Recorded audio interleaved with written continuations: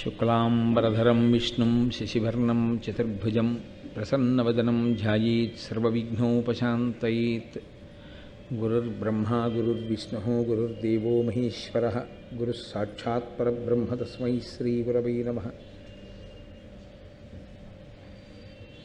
व्यासाय विष्णुरूपाय व्यासरूपाय विष्णवे नमो वै ब्रह्मनिधये वासिष्ठाय नमो नमः। कूजन्तं राम रामीति मधुरं मधुराक्षरम् आरुह्य कविताशाखां वन्दे वाल्मीकिकोकिलं। श्रुतिस्मृतिपुराणानाम् आलयं करुणालयं नमामि भगवत्पादशङ्करं लोकशङ्करं। वागर्धाविव सम्पृक्तौ वागर्धप्रतिपत्तये जगतः पितरौ वन्दे पार्वतीपरमेश्वरौ। सूक्तिं समग्रयितुनः स्वयमेव लक्ष्मीः श्रीरङ्गराजमहिषी मधुरैः कटाक्षैः। वैदग्ध्यवर्णकुणकुम्भनगौरवैर्यां कण्डूलकर्णकुहराः कवयोधयन्ति। हैमोर्ध्वपुण्ड्रमजहन्मकुटं सुनासं मन्दस्मितं मकरकुण्डलचारुगण्डं बिम्बाधरं बहुलदीर्घकृपाकटाक्षं श्रीवेङ्कटेशमुखमात्मनि सन्निधत्ताम्।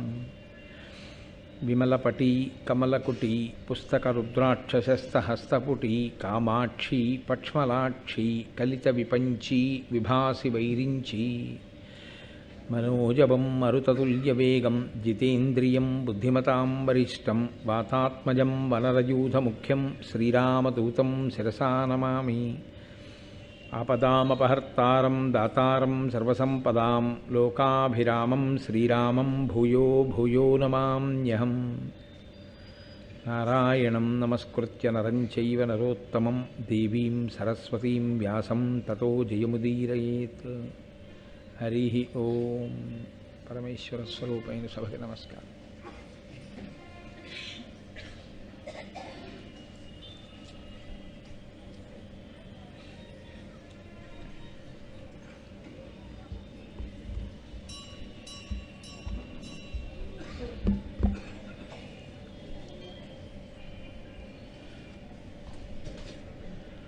పరమేశ్వరుడు భూభారము పెరిగిపోయినప్పుడు, భూభారం అనగా భూమి మీద ఈశ్వరుని యొక్క ఆదేశమును తిరస్కరించి, వేదము యొక్క ప్రమాణమును తిరస్కరించి, పరమేశ్వరుని చేత దత్తమైనటువంటి బుద్ధి కేవలము భోగలాలసయందు మాత్రమే ఉపయోగించుకుంటూ ఈశ్వర పథమునందు తనకు తాను తన కర్మల చేత ప్రతిబంధకాన్ని సృష్టించుకొని ధర్మమునకు వైక్లభ్యము కలిగేటట్టుగా ప్రవర్తించేటటువంటి వారి సంఖ్య అధికమైనప్పుడు తద్భారమును నివారించుట కొరకు ఆయన యొక్క చిద్విలాసము ఎంత విచిత్రంగా ఉంటుందో, ఎక్కడెక్కడ దాని కొరకు ముందు చూపుతో ఆయన మహర్షులను ప్రచోదనం చేసి ఎంత గొప్పగా వ్యూహరచన చేస్తాడు అన్న దాంట్లో అంతర్భాగంగా నిన్నను కర్ణ జననము గురించి మీరు విని ఉన్నారు. ఆ కర్ణుడు రాధ మరియు సూతుడు ఆ దంపతుల దగ్గర పెరుగుతున్నాడు. ఆయనకి వసుశేనుడు అని వాళ్ళు కుమారుడికి పేరుంచుకున్నారు. ఆ పేరుతో ఆ పిల్లవాడు అక్కడ పెరుగుతున్నాడు. పాండురాజు గారు అక్కడి నుంచి దిగ్విజయ యాత్ర చేసి భార్యలైనటువంటి కుంతి మాద్రి ఇద్దరితో కలిసి చాలా సంతోషంగా జీవితాన్ని గడుపుతూ ఆయన వేటాడడం కోసమని హిమాలయ పర్వత ప్రాంతములకు చేరుకున్నాడు. ఏదైనా సరే శాస్త్రంలో అవధి అని ఒకటి ఉంటుంది, ఒక పరిమితి. ప్రతి దానికి ఈశ్వరుడు ఒక నిర్ణయం చేసి ఉంచాడు, నువ్వు ఈ పరిమితిని దాటడానికి వీలు లేదు అంతే. ఆయన శాసనమునకు లోబడి ఉండవలసిందే. కానీ చాలా చాలా ఆశ్చర్యకరమైన విషయం ఏమిటంటే, ఒక్క మనుష్య ప్రాణి దగ్గరికి వచ్చేటప్పటికి మాత్రం ఆయన నువ్వు ఇలా వేదము ప్రమాణముగా స్వీకరించి జీవించు అని బుద్ధినిచ్చి విడిచిపెట్టాడు తప్ప నీవు ఇలా ఉండు అని శాసనం మాత్రం చేయలేదు. దానివలన ఏమవుతుందంటే మనుష్య ప్రాణి తనని తాను ఉద్ధరించుకోవడమో, తనంత తాను పాతాళమునకు పడిపోవడమో తానే నిర్ణయించుకోవలసి ఉంటుంది. ఉద్ధరేనాత్మనాత్మానం అంటాడు. అందుకే గీతాచార్యుడు ఎవరిని వారు ఉద్ధరించుకోవలసిందే తప్ప ఆ విషయంలో ఈశ్వర శాసనము ఉండదు. మీరు చూడండి, సముద్రమునకు చెలియలి కట్టు ఉంటుంది. సముద్రం ఎంత గొప్పదైనా, తరంగములతో అది భూమి మీదకి రాగలిగినటువంటి శక్తి కలదైనా ఈశ్వర శాసనం చేత అది ఎన్నడూ భూమి మీదకి రాదు. అలాగే అగ్నిహోత్రం, నిజంగా అగ్నిహోత్రం తలుచుకుంటే ఇల్లు కాదు ఊరు కాల్చగలిగిన ఆ అగ్నిహోత్రం కేవలం పాచకుడై, ఆయన వంట చేసి పెట్టేటటువంటి వాడై ఇంట్లో మనకి వంట చెయ్యడంలో ప్రధానమైనటువంటి ఉపకరణంగా ఉంటాడు. హవ్యం వహతి దేవానాం కవ్యం కవ్యాసినామపి పాకంచ కురుతే వహ్ని శంకరస్యైవ శాసనాత్ అంటుంది లింగపురాణం. పరమేశ్వరుని యొక్క ఆదేశమును ఔదల దాల్చి ఆ అగ్నిహోత్రుడు ఇళ్లల్లో వంట చేసి పెడుతున్నాడు తప్ప ఆయన కర్మ ఏం కాలిందని మనకు ఆయన వంట చేసి పెట్టాలి. అందుకని పరమేశ్వర శాసనమును అన్ని ఔదల దాలుస్తాయి పంచభూతములు కూడా. మనుష్యుడు తన బుద్ధి చేత తాను వేదమును ప్రమాణముగా స్వీకరించి జీవించగలిగితే ఉద్ధరణ పథం వైపుకి నడుస్తాడు. కాదు అని తనకిచ్చినటువంటి బుద్ధి కేవలం భోగములను అనుభవించడానికి మాత్రమే ఉపయోగించుకుంటే, ఆ పరిధిని అతిక్రమిస్తే, తనకి ఏర్పాటు చేయబడినటువంటి ధర్మములు తాను దాటిపోతే, దానిని వ్యసనంగా మార్చుకుంటే దాని చేత పతనమవుతాడు. వ్యసనము అన్న మాటకి అర్థం అదే. లల్ ధాతువుతో పిలుస్తారు, లౌల్యమును ఏర్పరుచుకునుట. అంటే దాన్ని ఎందుకొరకు చెయ్యాలో అందుకొరకు చేయడం మానేసి దాన్ని భోగమునకు ఉపకరణంగా తీసుకోవడం. రాజులు వేట తప్పకుండా వెళ్ళవలసినటువంటి స్థితి, వేటకి వెళ్ళాలి, వేటాడాలి. కానీ వేటాడడం అనేటటువంటిది ఒక వ్యసనంగా మారకూడదు. ఏమీ తోచకపోతే వెళ్ళి వేటాడడం, అలా వేటాడుతూ కొన్నాళ్ళు అక్కడ ఉండిపోతూ ఉండడం, అదో సంతోషంగా జంతువులను అదే పనిగా చంపడం అనేటటువంటి ప్రయత్నంలోకి వెడితే ఎక్కడ అవధిని దాటాడో, ఎక్కడ తన పరిధిని అతిక్రమించాడో ఆ పరిధిని అతిక్రమించినటువంటి కారణం చేతనే తాను పడిపోతాడు. అందుకే చాలా చిత్రమైనటువంటి విషయాలు ఉంటాయి. మీరు కొంచెం జాగ్రత్తగా గమనిస్తే ఎప్పుడైనా ఏమిటో నాకు ఈ దుఃఖం, ఏమిటో నాకు ఈ దుఃఖం అంటాడు. తన వలన ఎక్కడో ఎవరో పెద్దలు దుఃఖించారు. తన తల్లో, తన తండ్రో, తన అత్తగారో, తన మామగారో, తనకి ముఖ్యమైన బంధువులో నిరంతరం ఇతను అవమానిస్తుంటే వాళ్ళు ఏడుస్తూ ఉంటారు చెప్పుకోలేక. అది ఉత్తినే పోదు, అది ఏదో ఒక రూపంలో మళ్ళీ వచ్చి యువతల వాడిని బాధ పెడుతుంటారు. మనం ఎక్కడ పరిధిని అతిక్రమించామో పరమేశ్వరుడు దాన్ని గమనిస్తూ ఉంటాడు. ఏదో పొరపాటు అయిపోయింది, ఈశ్వర అతిక్రమించాను మన్నించు. కాబట్టి అతిక్రమించకుండా నిన్ను నువ్వు నియంత్రించుకోగలిగితే ఈశ్వర కృప కలుగుతుంది. నేను నియంత్రించుకోలేకపోతున్నానని గుర్తెరిగి శరణాగతి చేస్తే ఈశ్వర అనుగ్రహం కలుగుతుంది. రెండు వైపులా ఈశ్వరుడు తలుపులు తెరిచి ఉంచుతాడు. నన్ను నేను నియంత్రించుకోలేకపోతున్నాను కాబట్టి నేను కాల్చేస్తాను అండం, నన్ను నేను నియంత్రించుకోలేకపోతున్నాను కాబట్టి నీవు తప్ప నాకు దిక్కు లేదు శరణాగతి చేశాడు, రక్షణ చేస్తాడు. లేదు, వేదమును ప్రమాణంగా తీసుకుని సాధన చేసే ప్రయత్నంలో ఒడుదుడుకులను ఎదుర్కొంటున్నాడు, అప్పుడు ఈశ్వరుడు అనుగ్రహిస్తాడు, బలం ఇస్తాడు, ఏదో ఒకనాటికి గెలవగలుగుతాడు. రెండూ లేదు, భోగములకే చిక్కి జీవిస్తున్నాడు, ప్రతి దాంట్లోనూ పరిధిని అతిక్రమిస్తూ ఉంటాడు, దాన్ని ఈశ్వరుడు అంగీకరించాడు. మీరు చూడండి, ప్రతి చిన్నదానికి మనం ఓ మాట అంటాం, మీ హద్దు మీరుతున్నారంటాం. పిల్లాడో మాట ఎక్కువ మాట్లాడనుకోండి, నీకు అనవసరం, నువ్వు అంత దూరం మాట్లాడక్కర్లేదంటాం. భార్య కొంచెం అనవసరపు విషయాల్లో అనవసరపు సలహా ఇచ్చిందనుకోండి, నువ్వు అనవసరపు సలహాలు ఇవ్వకు, నా ప్రతిష్ట పాడయ్యేటట్టు, నీ పరిధిని నువ్వు ఆలోచించుకుంటాం. సేవకుడితో ఈ మాట అంటాం, ప్రతివాడితో అంటాం. మనం ప్రతివాడితో అన్న మాటని ఈశ్వరుడు మనతో ఎందుకు అనడు? ఈశ్వరుడు కూడా అంటాడు, నువ్వు నీ పరిధిని అతిక్రమిస్తున్నావు, నేను నీకు ఇంద్రియములను ఎందుకు ఇచ్చానో, నీకు నేను బుద్ధిని ఎందుకు ఇచ్చానో దానికి నువ్వు వాడుకోవట్లేదు. నీ పరిధిని నువ్వు అతిక్రమించిన నాడు ఏది నీకు వ్యసనముగా మారిపోయిందో ఆ వ్యసనము నుండి ఆపద పుట్టుకొస్తుంది. కాబట్టి అప్పుడు వగచి ప్రయోజనం ఏముంటుంది? పాండురాజు గారి జీవితంలో వచ్చిన వైక్లభ్యం ఇదే వచ్చింది. ఆయన పరమధర్మాత్ముడు, అందులో సందేహం లేదు. కళ్ళు లేనటువంటి అన్నగారిని అంత గౌరవించాడు. తాను దిగ్విజయయాత్ర చేసి తెచ్చినటువంటి ధనాన్నంతటినీ తీసుకెళ్లి ధృతరాష్ట్రుడికి ఇస్తే ధృతరాష్ట్రుడు దానితో అన్ని అశ్వమేధయాగములు చేయగలిగాడు. ఇంత గౌరవించినా ఆయనకి వేట వ్యసనం. అందుకే ఇది వంశంలో ఒకరికి ఉన్నాయనుకోండి ఇలాంటి వ్యసనాలు, వాళ్లతో విడిచిపెట్టదు. ఈ వ్యసన లక్షణం ఏం చేస్తుందంటే వంశానుక్రమంగా మళ్ళీ ఎక్కడికో వచ్చి ఎవరినో పట్టుకుంటే వాళ్ళు కూడా దెబ్బతింటారు.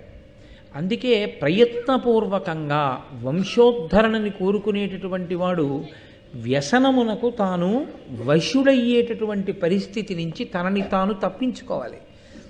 పాండురాజు గారికి వేట యందు ఉండేటటువంటి అనురక్తి, ఈ వ్యసనం మళ్ళీ పరీక్షిత్ మహారాజు గారి దగ్గర బయటకు వచ్చింది.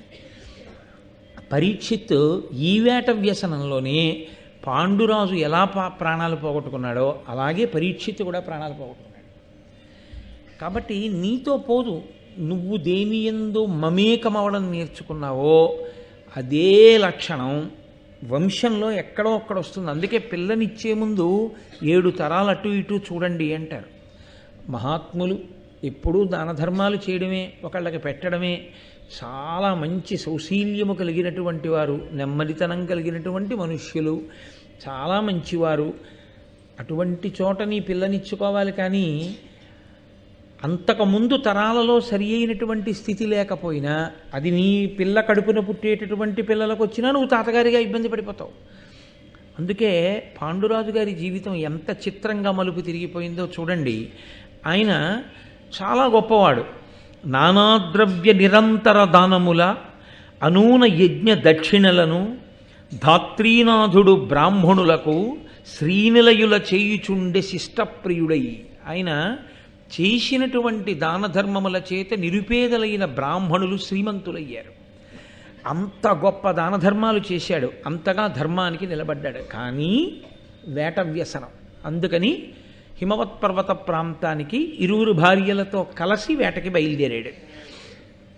వాసవ సన్నిభుండు హిమవన్నగ దక్షిణ పార్శ్వభూములన్ శ్రీసతి బోని కుంతియును చెల్వగుమాద్రియు తోడరాగా బాణాసన బాణభాసిత మహాభుజుడై విహరించుచుండే ఇచ్ఛా సదృశంబుగా గజావశాద్వయ మధ్య గజేంద్ర లీలతోన్.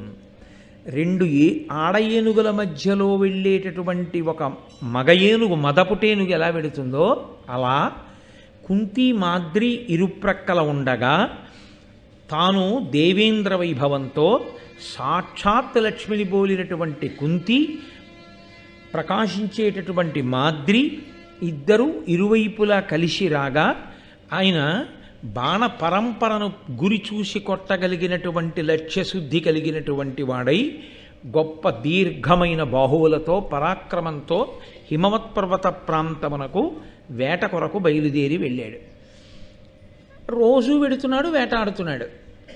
ఈయన అక్కడ ఉండిపోతే మరి ఈయనకి కావలసినటువంటి భోగ పదార్థాలు ఇవన్నీ ధృతరాష్ట్రుడు అంతఃపురం నుంచి పంపిస్తున్నాడు.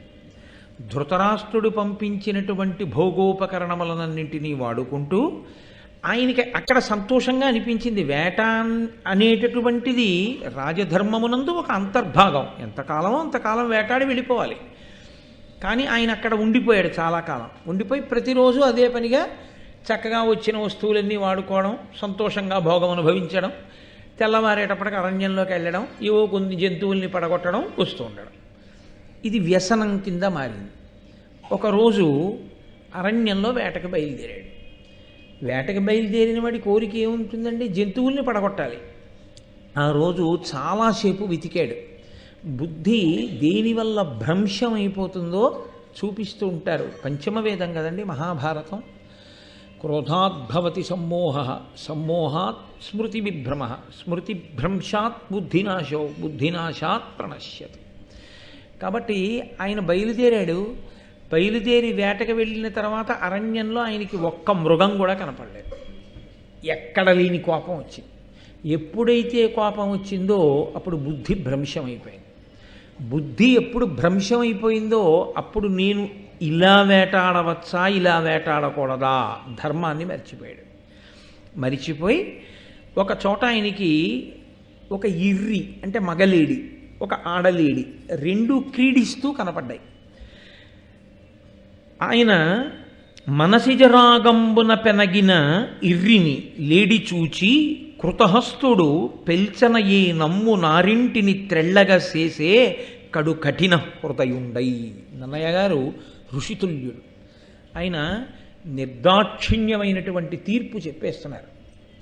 వేటాడేవాడు బాణం వేసి కొట్టేది మృగం చచ్చిపోవాలనే కొడతాడు. ఇన్నాళ్ళు పాండురాజు వేటాడితే కఠిన హృదయుడు అననటువంటి వారు, వేదవేదాంగములు చదువుకున్నాడని కితాబిచ్చినటువంటి వారు, అటువంటి వ్యాసుడన్న మాటని ఆంధ్రీకరిస్తున్నారు నన్నయ్య గారు. కఠిన హృదయుడై అంటే చెయ్యకూడని పనిని చేస్తున్నాడు, ధర్మమును అతిక్రమించాడు. ఇందువలన అంటే మనసిజరాగంబున పెనగిన ఇర్రిని లేడిని చూచి. ఒక ఆడలేడి మగలేడి రెండూ కూడా మన్మథతాపమునకు గురి అయినవై, సమస్త జీవకోటి యందు అది అంతర్భాగం ప్రత్యుత్పత్తి యందు మన్మథరాగము కలిగినటువంటివై ఒకదానితో ఒకటి క్రీడిస్తున్నాయి. ఆ క్రీడిస్తున్నటువంటి వాటిని చూసి వాటి మీద ఏకకాలంలో 5 బాణములను ప్రయోగించాడు. 5 బాణములను ఒకేసారి ప్రయోగించిన కారణం చేత మగలేడి ఆడలేడి వెంటనే కింద పడిపోయింది. కింద పడిపోగానే వాటిలోంచి స్వశరీరములతో ఎవరు కామరూపులయ్యేటువంటి లేడి రూపాన్ని ధరించారో ఆ మునిపత్ని ఇద్దరు ఆ లేడి శరీరాన్ని విడిచి పైకొచ్చారు. వాళ్ళు ఒక మునిపత్ని. వాళ్ళు చేసినటువంటి తపస్సు యొక్క గొప్పతనం చేత కామరూపం అలవాటు పడింది. వాళ్ళకి ఆ శక్తి ఉంది కాబట్టి వాళ్ళు మనుష్య శరీరంతో కాదు, మన ఇద్దరం మగలేడి ఆడలేడిగా క్రీడిద్దాం అరణ్యంలో అనుకుని వాళ్ళు లేడీ రూపాల్ని ధరించి క్రీడిస్తున్నారు. ఎక్కడైనా ధర్మం ఏమిటంటే అలా మన్మథ క్రీడ యందు ఉన్నటువంటి జంతువులను బాణం వేసి రాజు కొట్టకూడదు. అది మినహాయింపు. ఎంత వేటాడుతున్నా వాటిని విడిచిపెట్టేసేయాలి. కానీ ఈయన 5 బాణములతో ఆ మృగాల్ని కొట్టాడు. కొడితే ఆడలేడి రూపంలో ఉన్నటువంటి మునిపత్ని వెంటనే శరీరాన్ని విడిచిపెట్టేసింది. ముని మాత్రం ఇంకా కొస ప్రాణంతో మిగిలి ఉన్నాడు. ఆయన ప్రాణం పోతోందని బాధపడలేదు, ప్రాణం పోయేటట్టుగా పాండురాజు కొట్టాడని కోప్పడలేదు. ఇది చాలా చిత్రంగా ఉంటుంది. వాళ్ళకి ఎప్పుడూ ధర్మమే. ఆయన వెంటనే శాపవాక్కు విడిచిపెట్టేయచ్చు. ఎందుచేత అంటే ఆయనకు ఆ తపశ్శక్తి ఉంది. కానీ కోపంతో శాపవాక్కు విడిచిపెట్టేశాడో, అవతలవాడు కానీ ధర్మమునందు నిలబడినవాడై ఉన్నాడో తనని కట్టి కుడిపేస్తుంది. ఈ జన్మకేం లేకపోవచ్చు, కానీ ఆఖరి క్షణంలో చేసినటువంటి పాపమైనా ఉత్తర జన్మల్లో పాడు చేసేస్తుంది. దానికి ఇంత తపస్సు ఎందుకు చేసినట్టు? కాబట్టి ఆ కొస ప్రాణంతో కూడా ఆయన ధర్మాన్ని ప్రశ్న వేశాడు.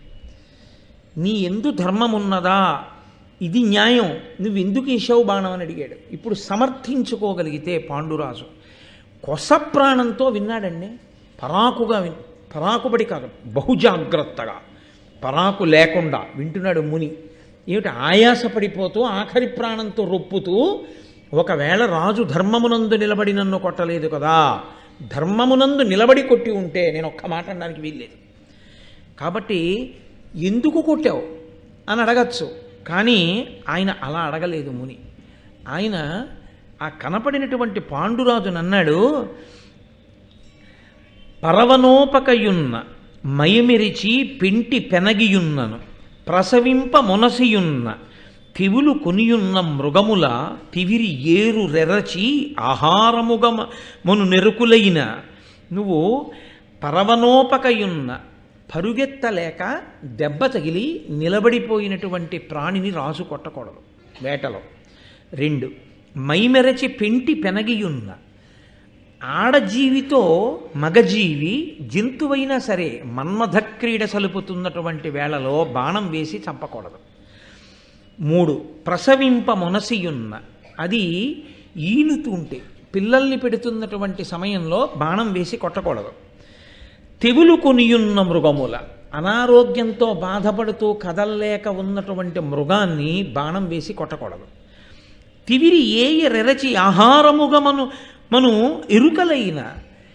జంతువులను చంపి దాని మాంసాన్ని ఆహారంగా తిని బ్రతికేటటువంటి ఎరుక వాళ్ళు కూడా, అరణ్యాలలో తిరిగేటటువంటి అటువంటి జాతివారు కూడా కడుపు కాలిపోతున్నా, తినడానికి దొరకకపోయినా అటువంటి వారు కూడా ఇటువంటి వర్గములోకి వచ్చిన వాటిని, కదలలేకపోయిన వాటిని, ఆడజీవితో క్రీడిస్తున్నదాన్ని, లేకపోతే అనారోగ్యంతో ఉన్నదాన్ని, ప్రసవిస్తున్నదాన్ని కొట్టరు, కొట్టి చంపి దాని మాంసం తినరు, దాన్ని విడిచిపెట్టేస్తారు.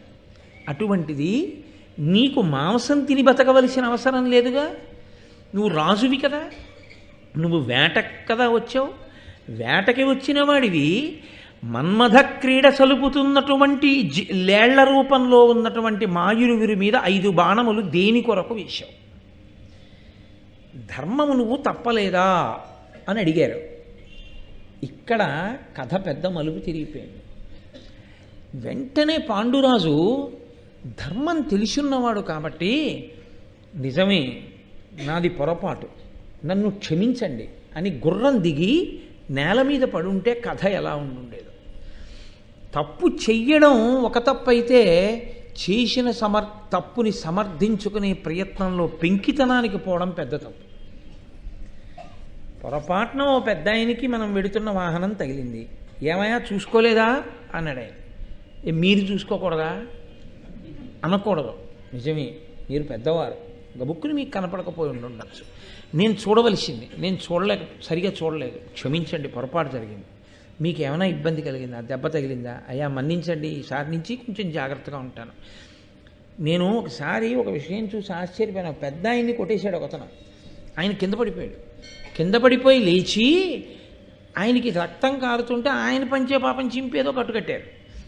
ఆయన అన్నాడు, ఆ పిల్లాన్ని పిలిచి వాడిని కొట్టబోతుంటే పిలిచి అన్నాడు ఆయన, ఒరే నాయన, నాకు వయసు అయిపోయిందిరా, 70 ఏళ్ళు వచ్చేసాయి, నాకు కాళ్ళే విరిగిపోయినా నా ప్రాణమే పోయినా పర్వాలేదురా, నా కర్తవ్యాలన్నీ అయిపోయాయి, నువ్వు ఇలా అలవాటు చేసుకుని ఇంత వేగంగా వెళ్ళడం అలవాటు చేసుకుని ఎక్కడైనా పడిపోతే వృద్ధిలోకి రావలసిన వాడివి, నీకు ఆపదొచ్చి ఏ కాళ్ళలో చేతిలో విరిగితే ప్రమాదం కదా నాయన, అంత వేగంగా వెళ్ళకు, తప్పు కదా అన్నాడు ఆయన.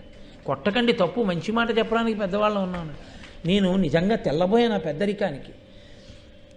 ఒక్క మంచి మాట మనం మాట్లాడగలిగి ఉంటే, నాది తప్పయింది మన్నించండి అని ఒక్క మాట అనగలిగితే, తప్పు చేసినప్పుడు క్షమార్పణ దొరుకుతుంది పెద్దలైన వారి దగ్గర. కానీ అలా అనలేకపోయాడు పాండురాజు. కారణం ఏంటంటే, ఆ రోజున ఒక్క మృగం కూడా దొరకలేదు. దొరికిన మృగం మునిగా మారి తనని తిరిగి ప్రశ్న వేస్తున్నాడు, ధర్మాన్ని అడుగుతున్నాడు. ఇదా ఆయనకి కోపం వచ్చింది. కోపం వచ్చి, నిజమే నేను అలా చేయకుండా ఉండవలసింది అని ఒక్క మాట అంటే పోయేది. ఆఖరి ప్రాణంతో ఉన్నాడండి ఆయన. అసలు మాట్లాడగలిగిన స్థితి కాదది, ఎందుకంటే ఇంకా కొన ఊపిరితో ఉన్నాడు. తొందరగా ఆయన ఉద్దేశ్యం ఏమిటో తెలుసా అండి? ఇలా ధర్మం తప్పి ప్రవర్తించేటటువంటి రాజు నా ఎదురుగుండా ఉన్నవాడైతే ఇతనిని విడిచిపెడితే లోకాన్ని పాడు చేస్తాడు ఈ ఉద్ధతితో. ఇతను ధర్మం తప్పని వాడైతే శాపవాక్కు విడిచిపెడితే లోకానికి ధర్మమూర్తి అయిన రాజు పోతాడు. కాబట్టి నేను తెలుసుకోవాలి ధర్మమునందున్నాడో లేదో. అందుకే నేను మీతో తరచు మనవి చేస్తుంటా, ఈ దేశంలో ఎప్పుడు పరిశీలించినా ఇదొక్కటే పరిశీలించారు, ధర్మమే. అందుకే జాతీయ పతాకంలో కూడా ధర్మచక్రమే, అంతే, ధర్మచక్రమే మనకి ఎప్పుడూ ధర్మం ధర్మం ధర్మం. ధ్రియతేవా జనైరితి ధర్మం. నువ్వు నీ ధర్మాన్ని పట్టుకున్నావా లేదా? గీతాచార్యుడు ప్రబోధం చేసేదంతా ధర్మం. పూజకెడితే 4 పురుషార్థాల్లో ముందు ధర్మం. రామచంద్రమూర్తి కావ్యం రామాయణం చూస్తే ధర్మం. ఎక్కడికి వెళ్ళండి ధర్మం, అదే బోధ చేస్తారు. బతికున్నంత కాలం పట్టుకోవలసింది, వినవలసింది ఏదైనా ఉంటే ధర్మం ఒక్కటే, అదే బోధ చేయబడుతుంది. ప్రాణం పోయే ముందు కూడా అదే అడుగుతున్నాడు. ఆయనకు అనుమానం వచ్చింది. కావాలనే కొట్టాడు, తప్పుగా కొట్టాడు అని నువ్వు వేటాడుతూ ఉండగా నీకు కొంతసేపు మృగం కనపడలేదన్న కోపంలో బుద్ధి వశం తప్పి ఇంత ఘోరంగా ప్రవర్తించేటంత తేలికగా కోపాన్ని పొందగలిగిన వాడవైతే నువ్వు పుట్టిన వంశం ఎటువంటిది? నువ్వు జ్ఞాపకం పెట్టుకోవద్దు, నీ ముందు వాళ్ళ కీర్తి పోతుందేమో. కాబట్టి ఆయన అన్నాడు, ఇనసమతేజులై ధరణి నిన్నడు ధర్మపదంబు తప్ప ద్రొక్కని భరతాది రాజుల జగన్నుత వంశమునందు పుట్టి నీ కనఘ చరిత్ర ఇట్లు తగునయ్యా అధర్మము సేయ నీ ఎరుంగని నృపధర్మముల్ కలవే కౌరవ పుంగవా గౌరవస్థితిన్. ఎంత మర్యాదగా మాట్లాడాడో చూడండి అమ్మాయి. ఆయనకి ఎక్కడా కోపం లేదు. నేను రాజుతో మాట్లాడుతున్నాను. అందున పాపం భీష్ముడు ఎంతో కష్టపడ్డాడు. సింహాసనం ఖాళీ అయిపోతే వేదవ్యాసుడు అనుగ్రహిస్తే అంబాలికని పుట్టినటువంటి పిల్లలు ధృతరాష్ట్రుడు, పాండురాజు. కన్నులు లేనివాడైన కారణం చేత ధృతరాష్ట్రుడు సింహాసనానికి పనికిరాడు. పనికొచ్చి రాజ్యాన్ని ఏలుతున్నవాడు ఈయనొక్కడే. నేను తొందరపడి ఏమైనా అన్నానో మళ్ళీ సంక్షోభం వస్తుంది రాజ్యానికి, కాబట్టి నేను తొందరపడకూడదు. కాబట్టి ఎంత అనునయంగా మాట్లాడుతున్నాడో చూడండి. లోపల ఎక్కడ ప్రేమ ఉందో అక్కడ ధర్మం తప్పినా క్షమార్పణ చెప్పగలిగితే, ప్రాయశ్చిత్తం అన్నిటికన్నా పెద్ద ప్రాయశ్చిత్తం క్షమార్పణ వేడుకోవడమే. కాబట్టి పాండురాజు క్షంతవ్యోమే పరాధ, నా అపరాధము మన్నింపబడుగాక అని ఒక్క మాట అని ఉంటే భారతం ఎలా ఉండుండేదో. భారతాన్ని భారతంగా మీరు పాండురాజు కథ అని వినకండి. పెద్దల పట్ల అపచారం చేసి పెద్దలకి క్షమార్పణ చెప్పడానికి మీకు భేషజం ఎదురైతే కట్టి కొడపడం మొదలైన నాడు మీరు తప్పించుకోలేరు.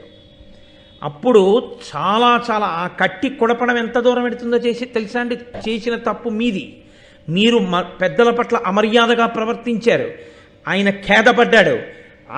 ఆయన పడ్డ బాధ కట్టి కుడిపి తీరుతుంది ఎప్పుడప్పుడు. అది బాధ పెట్టడం మొదలు పెడితే హరిబ్రహ్మాదులు కూడా దాన్ని తొలగించలేరు. అప్పుడు మళ్ళీ ఆయనకే క్షమార్పణ చెప్పవలసి ఉంటుంది, మీరు గుర్తు తెచ్చుకొని. అప్పటికి మీరు శరీరం విడిచిపెట్టి ఉంటే భావితరాలు పాడైపోవలసిందే. ఆ స్థితి రాకుండా ఉండాలంటే మనుష్యుడన్న వాడికి ఎప్పుడూ ఒకటి జ్ఞాపకం ఉండాలి. ఏదో ఒక అహంకారం చేత తప్పు చేశానని లోపల తెలిసి కూడా బుకాయించుకునే లక్షణం ఉండకూడదు. తప్పు చేస్తే అయా నన్ను మన్నించండి అన్నవాడెవరో వాడు మెట్లు ఎక్కుతున్నాడు, ఎవడు తల ఉంచాడో వాడు ఉన్నతికి నడుస్తాడు. అందుకే నేను మీతో మనవి చేశా, ఎవడు పూజ చేస్తున్నాడో వాడు పూజింపబడుతున్నవాడు. నేను ఈశ్వరుణ్ణి పూజ చేస్తున్నాను అనుకోండి, ఇవి నావి కావు, ఇవన్నీ ఈశ్వరుడు సృజించినవి అని నేను ఆయనని పూజించి నేను వినయంతో నడవడం చేత నేను పూజార్హుడనవుతున్నాను. పూజ చేసిన వాడు పూజార్హుడవుతాడు తప్ప అసలు వినయం లేనివాడు కొన ఊపిరితో ఉన్నటువంటి ముని ధర్మమును ప్రశ్న వేస్తే ఇటువంటి వంశంలో పుట్టావు అని అడిగినప్పుడైనా నీ వంశంలో భరతాది మహాపురుషులు పుట్టారు, వారెన్నడూ ధర్మం తప్పలేదు, ధర్మం తప్పకుండా పరిపాలించారు. నువ్వు ఇవాళ ధర్మం తప్పావు, ఇలా నువ్వు ఉండొచ్చా పాండురాజా చెప్పు, ఇట్లు తగునయ్యా అధర్మము చెయ్యొచ్చా ఇటువంటి అధర్మం? ఒక మునిని మునిపత్నిని చంపేశావు, ఈ దోషం నిన్ను బాధ పెట్టదా? ఎందుకు చేశావు? నీ ఎరుంగని నృపధర్మములు కలవే, ఆయన ఏం కోప్పడలేదు. నీ వెరుగని రాజధర్మాలు ఉన్నాయా? రాజులు కదా వేటాడేది. రాజు వేటాడేటప్పుడు ఎలా వేటాడాలో నువ్వు నేర్చుకోలేదా? నీకు తెలియవా? భీష్ముడు చెప్పలేదంటే నేను నమ్ముతానా? గురువుల చేత శిక్షింపబడిన బుద్ధి కలిగిన వాడివి కావా? వేదవేదాంగములు చదువుకున్న వాడివి కావా? ఇలా వేటాడచ్చా?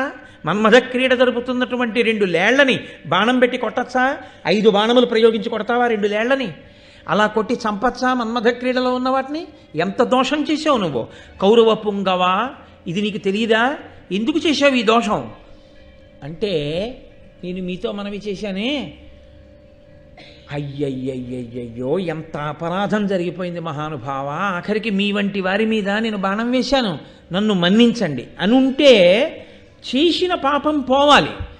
కాబట్టి దాన్ని ఎంత తగ్గించి ముని వాక్కు విడిచిపెట్టినో మనకి తెలియదు. కానీ ఆయన కొస ప్రాణంతో రొప్పుతూ పాండురాజు జవాబు కొరకు ఎదురు చూస్తున్నాడు అన్నారు నన్నయ్య గారు. అంటే చూడండి, ఈనాడు ఉన్న పద్ధతి కాదు. అవతలవాడు ఏం చెప్పుకోవాలనుకుంటున్నాడో అది చెప్పినది విన్న తర్వాత తప్ప శిక్ష వెయ్యడం ఈ జాతి లక్షణం కాదు. ఎవరో చెప్పిన న్యాయం కాదు ఈ దేశానికి. ఎవడైనా ఒకడు అపరాధం చేశాడు అని మీకు అనిపిస్తే వాడు అపరాధం చేసినవాడు కాడు, వాడు అపరాధము చేసిన వాడిని నిరూపింపబడాలి. Everyone is good unless the contrary is proved అన్న ప్రొవెర్బ్ ఇవాళ ఇంగ్లీష్ వాళ్ళు చెప్పారేమో, అది మన ధర్మశాస్త్రాలు ఎప్పుడో మాట్లాడాయి. ఇంత కట్టెదుట తనని కొట్టి ఆఖరి ఊపిరితో రొప్పుతున్నా చెప్పుకునే అవకాశం ఇచ్చాడు పాండురాజుకి. ఎందుకు చేశావు ఇదని అడిగాడు. ఇంకొకలా చెప్పి ఉంటే ఏమవునో పాండురాజు ధర్మము తెలిసి బుకాయించాడని అనవలసి ఉంటుంది ఇక్కడ. ఆయన అడిగిన 5 కోణాల్లో ఇందులోకి వస్తుందో ఆయన చెప్పలేదు. చెప్పకుండా అన్నాడు, పగరగని సైతురేనియు మృగకులంబుగని సహింపరు రాజులు, మొనసివాని గ్రత్సరగ సంపుదురు, నమ్మకిచ్చి చంప జనదు, మాయాబలంబున జనదు చంప. పగవాడు శత్రురాజు ఎదురుగుండా కనపడినా చంపకుండా విడిచిపెట్టేస్తారేమో రాజులు, జంతువు కనపడితే మాత్రం చంపకుండా విడిచిపెట్టరు. మోసగించి చంపకూడదు, లేకపోతే నమ్మించి చంపకూడదు. ఈ 2 రకాలుగా చంపకూడదు. కానీ శత్రువునైనా విడిచిపెడతాం, మృగాన్ని మాత్రం విడిచిపెట్టాం అన్నాడు. ఉందా అలా ఎక్కడైనా? అలా ఎక్కడా లేదు. అలా అయితే అసలు అరణ్యంలో జంతువు అన్నది ఉండకుండా వేటాడమని చెప్పాలి. అలా లేదుగా. ఖచ్చితంగా బుకాయింపేది. తను చేసిన తప్పుని తాను సమర్థించుకునే ప్రయత్నమే. ఈ 2 రకాలుగా చంపకూడదు. కానీ ఇంకెలాగైనా చంపేయచ్చు, మన్మథ క్రీడలో ఉన్న వాటిని కూడా చంపేయచ్చు అన్నది సత్యమైతే, తను తప్పు చేసి కూడా శపించినటువంటి ముని పాడైపోయాడని వ్యాసుడు చెప్పి ఉంటారు. అలా చెప్పలేదుగా వ్యాసుల వారు. పాడైపోయింది పాండురాజు ఒకటే. కాబట్టి అక్కర్లేని బుకాయింపుకి పాండురాజు వెళ్ళాడు. వెళ్ళి నమ్మించి చంపకూడదు, మోసగించి చంపకూడదు. శత్రువు కనపడినా మేము విడిచిపెట్టాలనుకుంటే విడిచిపెడతాం, మృగాన్ని మాత్రం విడిచిపెట్టాం. మృగంగా కనపడ్డం నీ కర్మ. అలా ఎందుకు కనపడ్డావు? మునిగా కనపడితే నమస్కరించేవాడిని. కాబట్టి చంపేయడంలో తప్పు లేదు, నిన్ను చంపేశానన్నాడు. ఆయన వెంటనే ఆఖరి శ్వాస విడిచిపెట్టేస్తున్నాడు. విడిచిపెట్టేస్తూ అన్నాడు, ఖచ్చితంగా దోషం. బాణాలు వేసి చంపడం ఒక దోషం అయితే, ధర్మాన్ని విడిచిపెట్టేసిందే కాకుండా అధర్మాన్ని ధర్మంగా చూపించి వాదించే ప్రయత్నం చేయడం ఇంతకన్నా పెద్ద తప్పు. శంకరాచార్యుల వారు అవతార పరిసమాప్తి చేసేస్తుంటే శిష్యులందరూ వెళ్ళి అన్నారు, మీరు ఇచ్చినటువంటి వాంగ్మయం మహాసముద్రం, ఎవరు చదవగలరు? మాకు ఏదైనా సూక్ష్మంగా తేలికగా అర్థమయ్యేటట్టుగా మాకు ఏదైనా సందేశం ఇవ్వండి అన్నారు. ఆయన శరీరాన్ని విడిచిపెట్టేస్తూ చెప్పిన మాటలు, వేదో నిత్యమధీయతాం తదుదితం కర్మస్వనుష్ఠీయతాం. వేదమును నిత్యము చదువుకోండి, వేదమే ప్రమాణము, వేదం ఏం చెప్పిందో అదే ప్రమాణం. తదుదితం కర్మస్వనుష్ఠీయతాం, వేదం ఎలా చెప్పిందో మీరు చేసే పనులు అలాగే చెయ్యండి. మీకు ఉన్నటువంటి జ్ఞానం ఏదిందో, మీకు పరమేశ్వరుడిచ్చిన వాక్కు ఏదిందో దాన్ని ఎప్పుడూ వేద ప్రమాణమును సమర్థించడానికే ఉపయోగించండి. దుస్తర్కాస్తు విరమ్యతాం. వేదము చెప్పిన ధర్మము కాదని వాదించడానికి మీ వాగ్బలమును ఉపయోగించవద్దు, పాడైపోతారు. కాబట్టి దుస్తర్కాస్తు విరమ్యతాం, శృతిశిర పక్ష సమాశ్రీయతాం. మీరు ఆ వేదము చెప్పినటువంటి మాటలను మాత్రమే ఆదరించండి. మహానుభావుడు శంకరులంతటి వారిది అదే తీర్పు, అదే చిట్ట చివరి సందేశం. ఎప్పుడైతే రాజు బుకాయించాడో ఆఖరి ఊపిరిని వాక్కుగా మార్చాడు ముని. ఊపిరి మీద కదండి వాక్కు ఉంటుంది. ఇప్పుడు ఆయన తపోబలమంతా శాపవాక్కుగా వచ్చి మీద పడిపోతోంది. 5 బాణముల చేత ముని శరీరం విడిచిపెట్టినా చేసుకున్న తపస్సుకు ఉత్తమ శరీరంలోకి మళ్ళీ పెడతాడు. కానీ బతికున్న పాండురాజు పనికి మాలిన వాడై కూర్చుంటాడు. ఆఖరి ఊపిరి వాక్కుగా మారిపోతోంది. ఇది క్షమించాను అన్న వాక్కుగా మార్చుకోవడము పాండురాజు చేతిలోనే ఉంది. తనని తాను పాడు చేసుకునే మాటగా అవతల వారి నుంచి తెచ్చుకోవడము పాండురాజు చేతిలోనే ఉంది. అందుకే మనకి మాట ఉంది కదా అని వాడకూడదు. మాట ఏదైనా సాధిస్తుంది లోకంలో. మాటల చేత దేవతలు మన్నన చేసి వరంబులిత్తురు. మాటల చేతనే దేవతలు మన్నించి వరం ఇస్తారు. మాటల చేతనే శత్రువులు పెరిగి ప్రాణాలు కూడా పోతాయి. కాబట్టి ఇప్పుడు ఆయన అన్నాడు, వేళ్ల రూపంలో ఉండి మన్మథ క్రీడ అనుభవిస్తున్నటువంటి మా ఇరువురి మీద 5 బాణములు ప్రయోగించి పడగొట్టి చంపి ధర్మమును అతిక్రమించావు కనుక నీవు నీ భార్యలలో ఏ భార్య ఎందైనా మన్మథ పీడితుడవై సంగమ సుఖాన్ని అనుభవించేటటువంటి ప్రయత్నం చేసిన ఉత్తర క్షణంలో నీవు ఆ భార్య కూడా మరణించెదరుగాక. నేను నా భార్య మరణించాంగా, నువ్వు నీ భార్య మరణించగరుగాక. ఏమైపోయింది ఇప్పుడు మళ్ళీ? ఇంత గొప్ప పాండురాజు ఉన్నాడు, అంత గొప్ప కుంతి మాద్రి భార్యలు ఉన్నారు, సంతానం లేదు. భార్యలతో కలవకూడదు కాబట్టి సంతానం లేదు. మళ్ళీ సింహాసనానికి ప్రమాదం వచ్చింది. ధృతరాష్ట్రుడు ఉన్నాడు, 101 మంది భార్యలు ఉన్నారు, ఇప్పటి వరకు పిల్లలు లేరు. గాంధారికి 101 మంది పుడతారని పరమేశ్వరుని యొక్క వరం. కాబట్టి ఇప్పుడు ధృతరాష్ట్రుడికి పుట్టాలి. ఇప్పుడు చేజేతులా ఏం చేసుకున్నట్టు పాండురాజు తనతో పోగొట్టుకున్నాడు ఆ వైభవాన్ని. తనకి బిడ్డలు పుట్టరు కనుక ఇప్పుడు బిడ్డలు పొందవలసిన వైభవాన్ని కూడా పోగొట్టుకున్నాడు. ఇప్పుడు ధృతరాష్ట్రుడికి బిడ్డలు పుడితే వారసులు. ఏ కారణం చేతనైనా పుట్టినటువంటి 101 మంది పనికి మాలిన వాళ్ళు అయ్యారనుకోండి, 101 సంతానం కావాలంది కానీ సత్సంతానం కావాలనలేదుగా.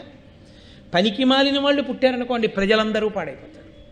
దేని కొరకు తన తల్లి సత్యవతి అలమటించిందో, తన నాయనమ్మ అలమటించిందో, దేని కొరకు అంబికా అంబాలిక అలమటించారో, దేని కొరకు వ్యాస భగవానుడంతటి వాడు తేజోప్రదానం చేసి సంతానాన్ని కృప చేశాడో, ఇన్ని నాశనం అయిపోయాయి ఒక్కడి కోపానికి, ఒక్కడి బుకాయింపుకి, ఒక్కడి మాటకి.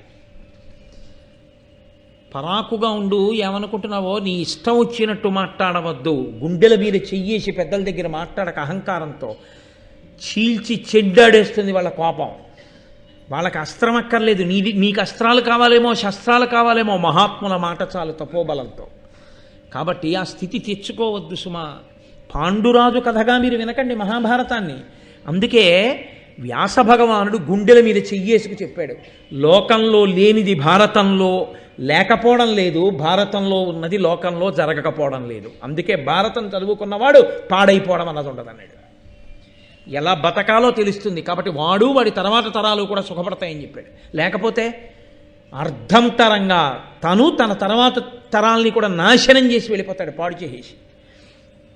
కాబట్టి మహానుభావుడు ఇప్పుడు విడిచిపెట్టవలసిన శాపవాక్కు విడిచిపెట్టేశాడు. ఇప్పుడు వెళ్ళి ఆయన కాళ్ళ మీద పడదామంటే ఉన్నాడా? లేడు. అంతే, ఆ శరీరం వదిలిపెట్టేశాడు. ఒకసారి శరీరం వదిలిపెట్టేశాడో, శరీరం వదిలిపెట్టిన వాడికి పోయిందేమీ లేదండి. ఎవరు ఉద్ధతితో ప్రవర్తించాడో వాడు పాడైపోతాడు. మధ్వార్జునమని ద్రవిడ దేశంలో ఒక గొప్ప క్షేత్రం, చంద్రశేఖరేంద్ర సరస్వతి స్వామివారు నడిచే దేవుడు, పరమాచార్య, మహానుభావుడు, ప్రాతస్మరణీయులు, అపర శంకరాచార్యుల వారు. అటువంటి వారికి అత్యంత ప్రీతిపాత్రమైన క్షేత్రం అది. అక్కడి నుంచి ఒక ఐశ్వర్యవంతుడు ఒక రోజున ప్రసాదం పట్టుకొచ్చి ఆయన చేతిలో పెట్టి, మధ్యార్జునంలో ఏదో 121 పర్యాయములు నమక చమక పారాయణం చేసి అభిషేకం చేశాం, ప్రసాదం తెచ్చాను అన్నాడు. ఆయన ప్రసాదం తీసుకోలేదు. అసలు ఆయన మధ్యార్జున నుంచి ప్రసాదం వచ్చిందంటే తీసుకోకుండా ఉండరు. ఆయన ప్రసాదం చేత్తో ముట్టుకోకుండా అన్నారు, ఒక్క క్షణం కళ్ళు మూసుకుని దేని కొరకు చేయించావు అభిషేకాలని అడిగారు. దేని కొరకు చేయించావు నమక చమక పారాయణ అంటే లోకశాంతి కొరకు, వర్షాలు పడాలని అన్నాడు. కాదు, నీ పొలంలో వర్షాలు లేక పంటలు పండట్లేదు, నీ ఐశ్వర్యం కోసం నువ్వు అవి చేయించావు, అవునా అని అడిగారు. అవును. మహాత్ముల దగ్గర వెళ్ళి పిచ్చివాగుడు, అవును అన్నాడు. ఆయన మళ్ళీ కళ్ళు మూసుకుని, ఎంతమందిని పిలిచే నమక చమకాలు చదివించావు? ఏదో 21 మంది పండితుల్ని పిలిచాను, వాళ్ళందరూ వచ్చి నమక చమకాలు చదివారు. మళ్ళీ ఆయన కళ్ళు మూసుకుని కళ్ళు తెరిచి, అందులో మహావృద్ధుడు, చిన్నతనం నుంచి వేదం చదువుకున్నవారు, మహానుభావుడు, 84 సంవత్సరముల వయోవృద్ధుడు, ఫలానా వేద పండితుడు వచ్చి వేదం చదివారా, నమక చమక పారాయణం చేశారా? చేశారండి. ఆయన గబగబా చదవలేకపోతున్నారు, పెద్దవారు అయిపోయారని నువ్వు ఆయన మీద కోప్పడ్డావా? వెళ్ళి కోప్పడ్డానండి. ఓహో, మళ్ళీ కళ్ళు మూసుకుని కళ్ళు తెరిచారు. ఈయన మళ్ళీ ప్రసాదం చేతిలో పెట్టబడి అలా ఉంచు అని, నువ్వు వాళ్ళు అడగకపోయినా మీ అందరూ ప్రసాదం తీసుకుని వెళ్ళండి అని భోజనం పెట్టావా ఋత్విక్కులందరికీ? పెట్టానండి. పెడుతున్నప్పుడు పెద్ద ఆయనకి చక్కెర పొంగల్ ఇష్టం. ఆయన నిన్ను పిలిచి ఇంకొంచెం చక్కెర పొంగల్ ఏమంటే, నమక చమకాలు గబగబా చదవలేదు కానీ చక్కెర పొంగల్ మారువడ్డన కావాలని నీ మనసులో అనుకుని ఆయనకి వెయ్యకుండా వెళ్ళిపోయావా లేదా? వెళ్ళిపోయానండి, నిజమే. ఎక్కడ ఇదంతా కంచిలో కూర్చుని చెప్తున్నారు పరమాచార్య మధ్యార్జునంలో జరిగిన విషయాన్ని. అవునండి నిజమే, వెళ్ళిపోయాను. వెయ్యలేదు ఆయనకి మారు. తర్వాత ఏం జరిగిందో నీకు తెలుసా? తెలీదండి. తెలుసు నీకు. అందరికీ సంభావన ఇస్తూ ఈయనకి కావాలని తగ్గించి మీరు నమక చమకాలు గబగబా చదవలేదు, దానివల్ల పారాయణ ఆలస్యమైంది. అందుకని మీకు తగ్గించాను సంభావన అని చెప్పి ఆయన చేతిలో పెట్టావా తాంబూలం? పెట్టానండి. అయ్యా ప్రసాదం పుచ్చుకోండి వెళ్ళిపోతానన్నాడు ఆయన. అన్నీ చెప్పేస్తున్నారు ఈయనని. ఆయన కళ్ళు విప్పన్నారు. నువ్వు చేయించిన నమక చమకాలకి నువ్వు వృద్ధిలోకి వస్తాననుకుంటున్నావా? నీకు ఐశ్వర్యం కలుగుతుంది అనుకుంటున్నావా అన్నారు. ఆయన హడిలిపోయాడు. అయ్యా ఏమైంది అన్నాడు. నువ్వు ఏ మహానుభావుణ్ణి అవమానించావో ఆయన క్రతువు అయిపోయిన తర్వాత శివలింగం దగ్గరికి వెళ్ళాడు దేవాలయంలో. వెళ్ళి శివుడికి కన్నీళ్లతో చెప్పుకున్నాడు, శివ పుట్టినప్పటి నుంచే నమక చమకాలు పారాయణ చేశాను, 85 ఏళ్ళు వచ్చాయి, పెద్దవాడిని అయిపోయాను, గబగబా చదవలేకపోయాను, నన్ను అంత అవమానించాడు, నువ్వు చదవలేని ముషిలేడివి, నీకు సంభావన ఎందుకని తగ్గించాడు. సంభావన కోసం చదవలేదు. శివ నీ ముంగిట నేను ఇంత అవమానపడ్డాను, నాకు చక్ర పొంగలి మారు వెయ్యలేదు. 85 ఏళ్ల వయస్సులో చక్ర పొంగలి మారు అడిగి అవమానపడ్డాను. నీ పాదాల సాక్షిగా చెప్తున్నాను, ఇక నేను బ్రతికుండగా చక్ర పొంగలి ముట్టను. కాబట్టి శివ నాది అపరాధం అయితే దండించు, నాది అపరాధం కాకపోతే, శరీరం పెద్దదవడం వల్ల నేను చదవలేకపోతే నువ్వు నన్ను మన్నించు అని ఆయన వెళ్ళిపోయాడు తన ఊరు. పక్కనే ఓ పల్లెటూరు. పరమాచార్య కళ్ళు తెరిచి అన్నారు, ఇలా ఏడిచి వెళ్ళిపోయాడు ఆ బ్రాహ్మణుడు, నీకు తెలుసా అని అడిగాడు. అయ్యి బాబోయ్ నాకు తెలియదండి అన్నాడు. నాకు కాదు ప్రసాదం ఇవ్వడం, వెళ్ళి ఆయన కాళ్ళ మీద పడి క్షమార్పణ చెప్పు. ఎక్కడుంటారండి ఆయన అన్నాడు. ఫలానా ఊళ్ళో ఉంటాడు. అయ్యా నేను ఇప్పుడే బయలుదేరి వెళ్ళిపోయి క్షమార్పణ చెప్తాను, దొరుకుతారా అన్నాడు. నీకు బతికి బాగుండే అదృష్టం ఉంటే ఆయన దొరుకుతారు, నీ కర్మ బయలుదేరన్నారు అని ఆయన కుటీరంలోకి వెడుతుంటే ఆయనకి భిక్ష సిద్ధం చేస్తున్నారు.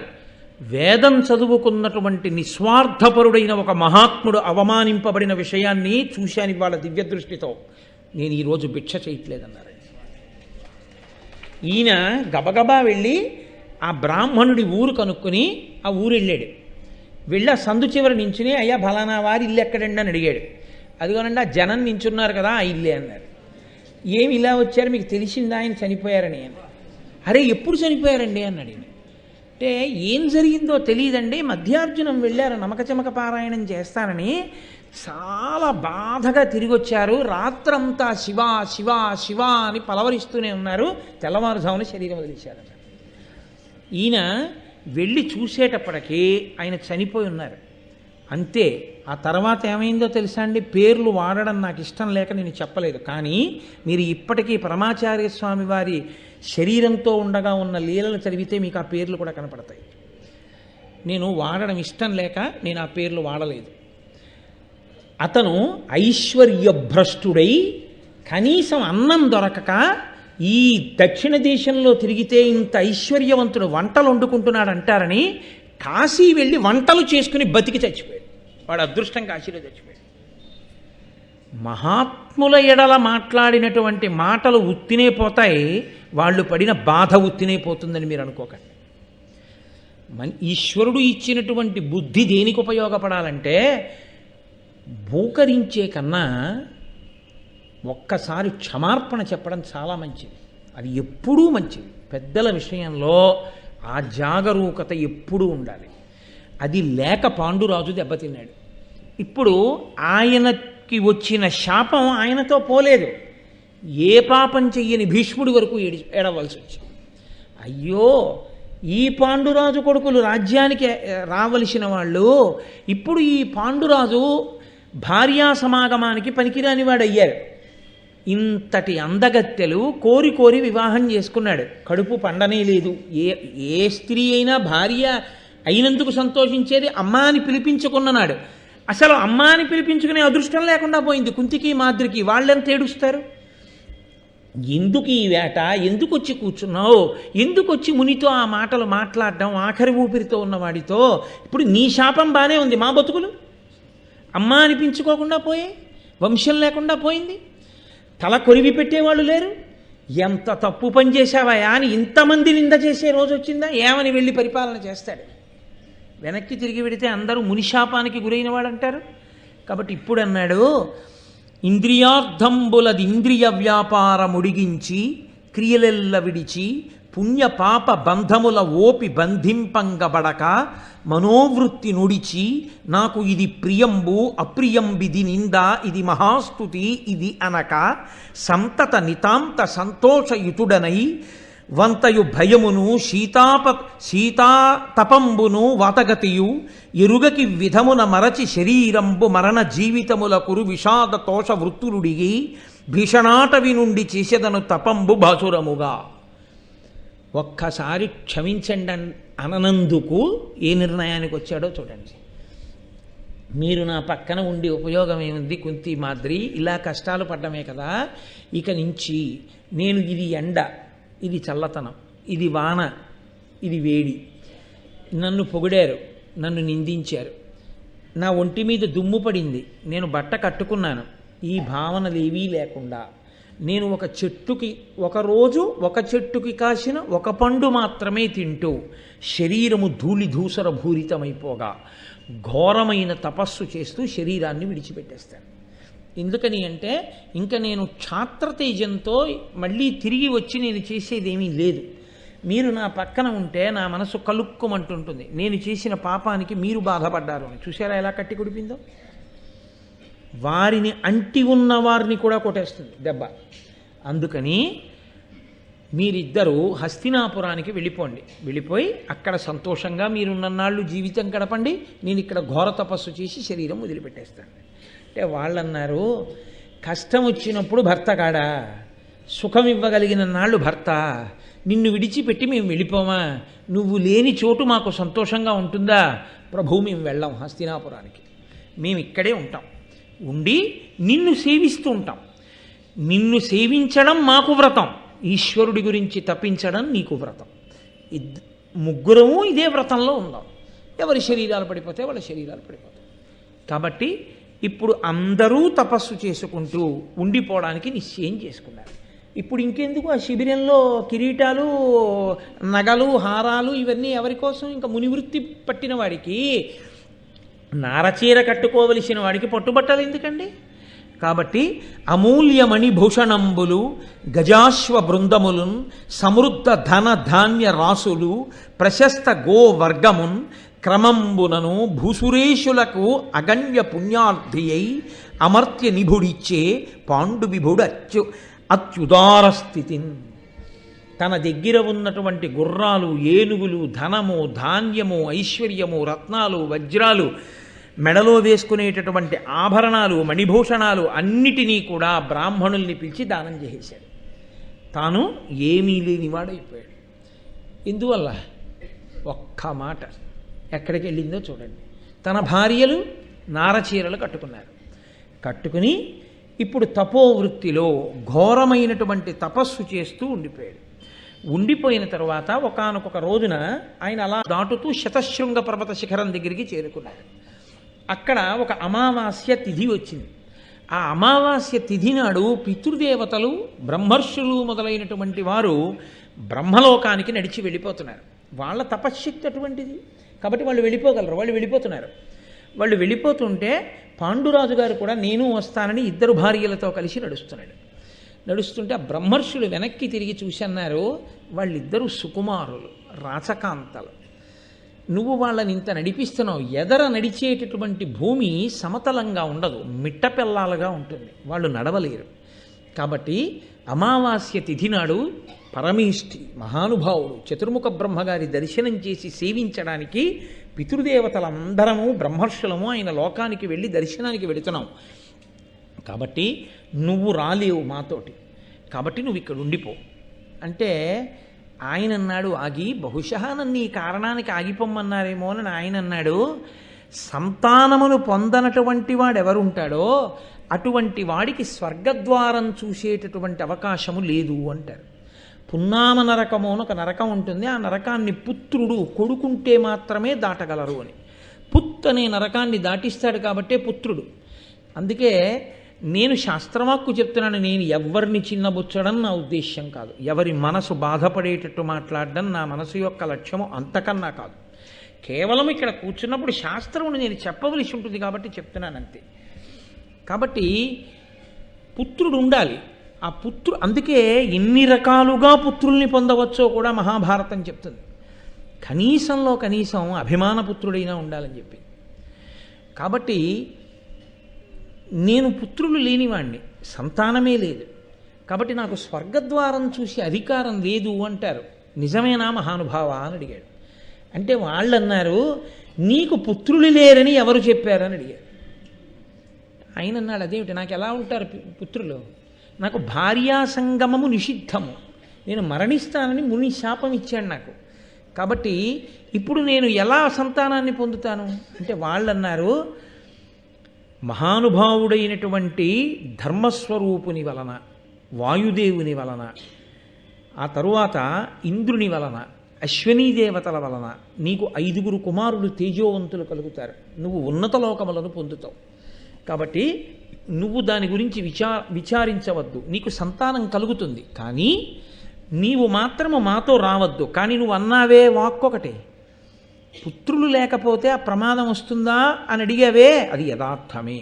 ఒక గృహస్థు అంత జ్ఞానమును పొంది అటువంటి స్థితిని పొందితే అది వేరు మాట.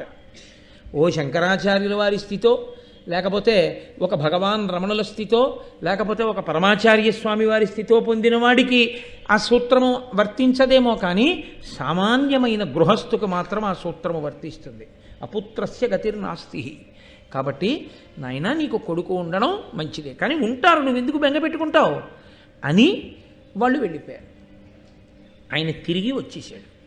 తిరిగి వచ్చేసి భార్యలిద్దరినీ కూర్చోబెట్టుకుని కుంతితో, ప్రధానంగా మహారాజ్ఞి కనుక పెద్ద భార్య కనుక ఆవిడితో మాట్లాడుతూ ఒక మాట అన్నాడు. ఎప్పుడు మాట్లాడినా వాళ్ళు ధర్మం గురించే మాట్లాడతారు. ఈ శరీరం అనబడేటటువంటి సాధనమును ఈశ్వరుడు ఇచ్చాడు, ఇదొకసారి పడిపోతే తరించడానికి మళ్ళీ తప్పలేదు.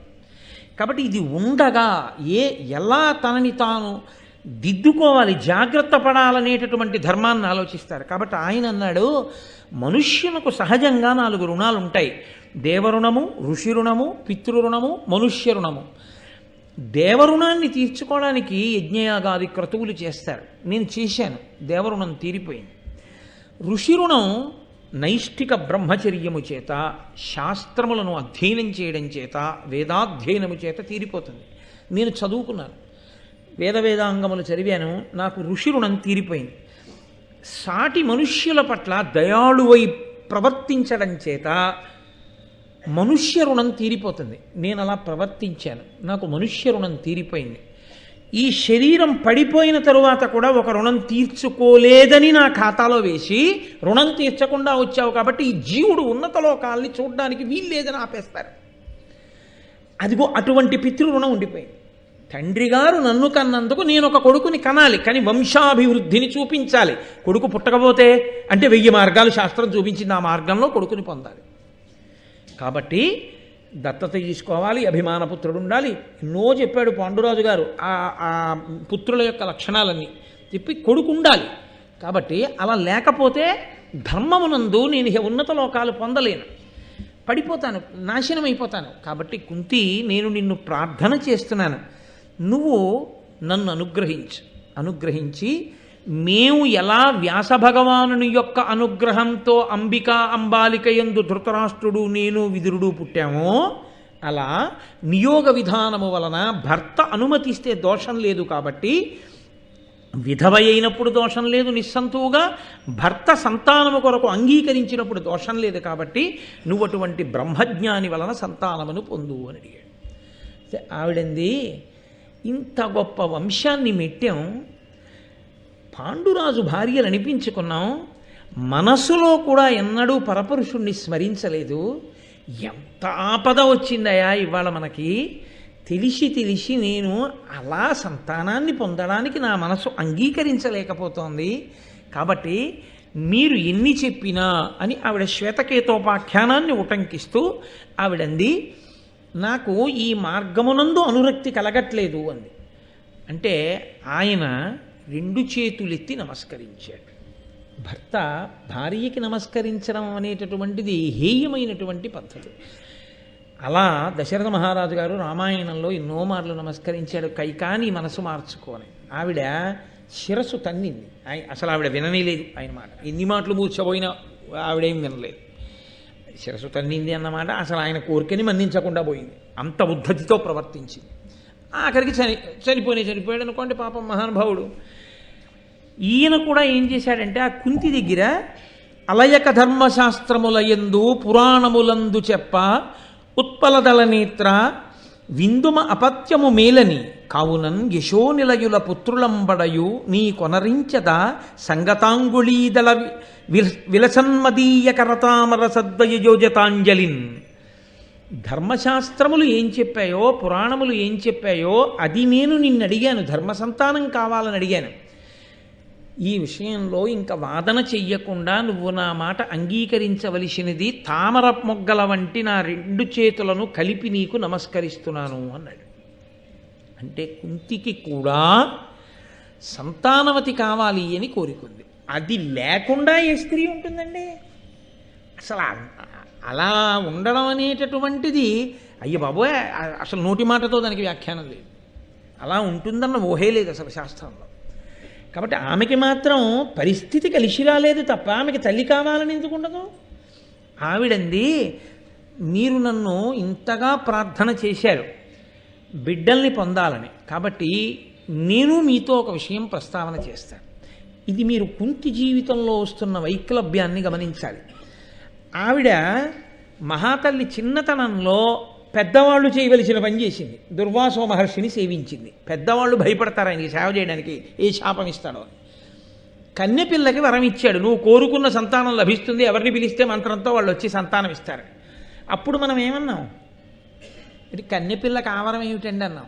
నేను మీతో అన్నాను, పరదేవత ఎప్పుడు ఎందుకు ఏ కదలిక కదుపుతుందో మనకి తెలియదు, పరదేవత చాలా దూరం ఆలోచించి చేయిస్తూ ఉంటుంది అన్నాను.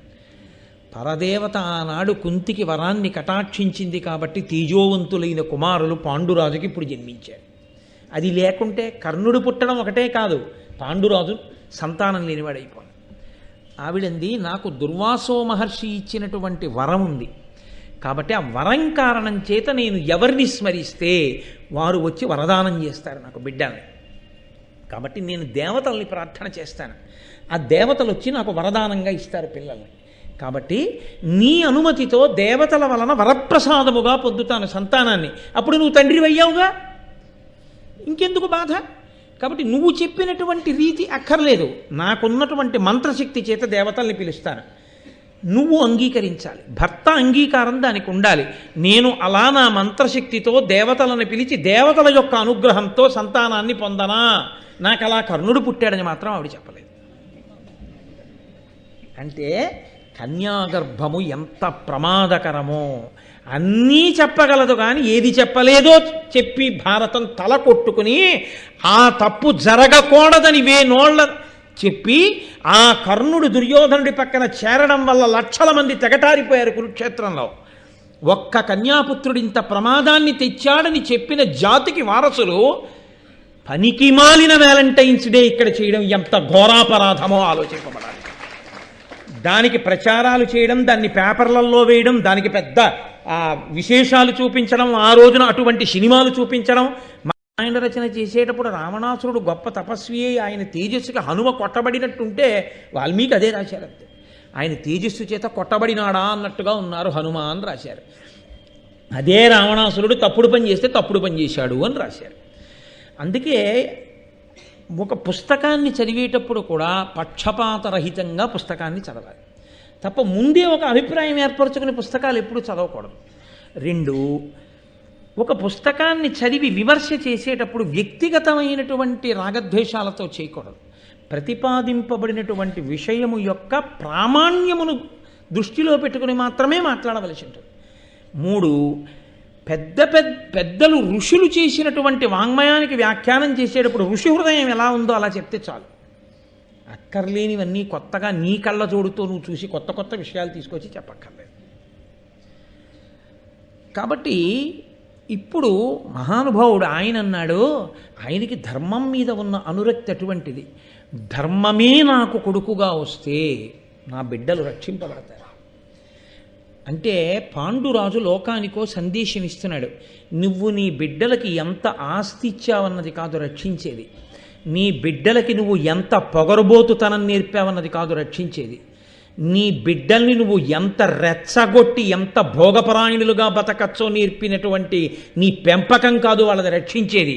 నువ్వు నేర్పిన వినయం, నువ్వు నేర్పిన ధర్మమే వాళ్ళని రక్షిస్తాయి. లేకపోతే నువ్వు వెళ్ళిపోతావు, నువ్వు నేర్పిన పొగరబోతుతనంతో విడిచిపెట్టిన ధర్మం వాళ్ళని కాల్చేస్తుంది. అప్పుడు నువ్వు ఉండవు. కానీ నీ కింద వాళ్ళు పాడైన దానికి నిన్ను ఈడ్చి తీసుకొచ్చి నరకంలో పారేస్తారు. నీకున్న పుణ్యం ఏమైనా ఉంటే కూడా లెక్క పెట్టకుండా ఆ స్థితి తెచ్చుకోకు. పిల్లలకి ధర్మం నేర్పుకో. నేర్పింది మనకి. ఇది ధృతరాష్ట్రుడు చెయ్యలేకపోయాడు, ఇది చచ్చిపోతానని తెలిసి పాండురాజు చేశాడు. నా బిడ్డలు బాగుండడానికి ముందు పరాక్రమం కాదు, ధర్మం కావాలి. ధర్మం పెద్ద కొడుకుగా పుడితే తర్వాతవన్నీ కూడా ధర్మాన్ని అనుసరిస్తే రక్షింపబడతాయి. ఇన్నున్న నేను ధర్మాన్ని ఒక్కసారి విడిచిపెడితే కట్టి కుడిపింది. ఎన్నున్నా పైన ధర్మం ఉంది, ఆ ధర్మాన్ని మిగిలిన వాళ్ళందరూ వింటూ ఉంటే వాళ్ళలో వచ్చేటటువంటి ఉద్ధాన పతనములను, వైక్లభ్యములను, వాళ్ళ ఆలోచనలో వచ్చేటటువంటి తేడాపాడాలని ఈ పైనున్న ధర్మం రక్షించి వాళ్ళు వ్యగ్రత పొందకుండా ఎప్పటికప్పుడు నొక్కి పట్టుకుంటుంది. అప్పుడు ధర్మము వైపుకి అన్నీ ప్రవహిస్తాయి. వాళ్ళని ఎదురొడ్డేవాడు ఉండడు. కాబట్టి ముందు ధర్మాన్ని పెట్టాలనుకున్నాడు. ఎంత గొప్ప సందేశం అండి! నీ బిడ్డలకి ధర్మం ఒక్కటి నువ్వు నేర్పితే చాలు, వాళ్ళు రక్షింపబడి తీరుతారు. కాబట్టే ఆయన అన్నాడు, లలితాంగి ఎల్ల లోకములు ధర్మమునంద నిలుచు, పులుపుగా ధర్మం తలుపమా ఆతడ మరి వేల్పుల లోపల పెద్ద ధర్మమున సత్యమునన్. మన వంశం నిలబడడం కాదు లలితాంగి. ఈ 3 లోకములు దేనిలో నిలబడ్డాయో తెలుసా? ధర్మమునందు నిలబడి ఉన్నాయి. ఆ ధర్మాన్ని పిలు. ఆ ధర్మము రాశీభూతమైనటువంటి స్వరూపాన్ని పొంది, ఒక మనుష్య రూపాన్ని పొంది, యోగ రూపంతో ధర్ముడు అన్న పేరుతో నీ దగ్గరికి వస్తుంది. అప్పుడు వరం అడుగు, నాకు నీ అంశతో కొడుకు కావాలి అని అడుగు. ధర్ముడు అటువంటి ధర్మమే, రాశీభూతమైన ధర్మము మన కడుపున పుట్టేటట్టు చేస్తాడు. వాడు పెద్దవాడిగా ఉంటాడు. ఏమిటో తెలుసా అండి పాండురాజు భయం? గభాలన నేను మరణిస్తే నా కొడుకులకి రక్షణ ఇది.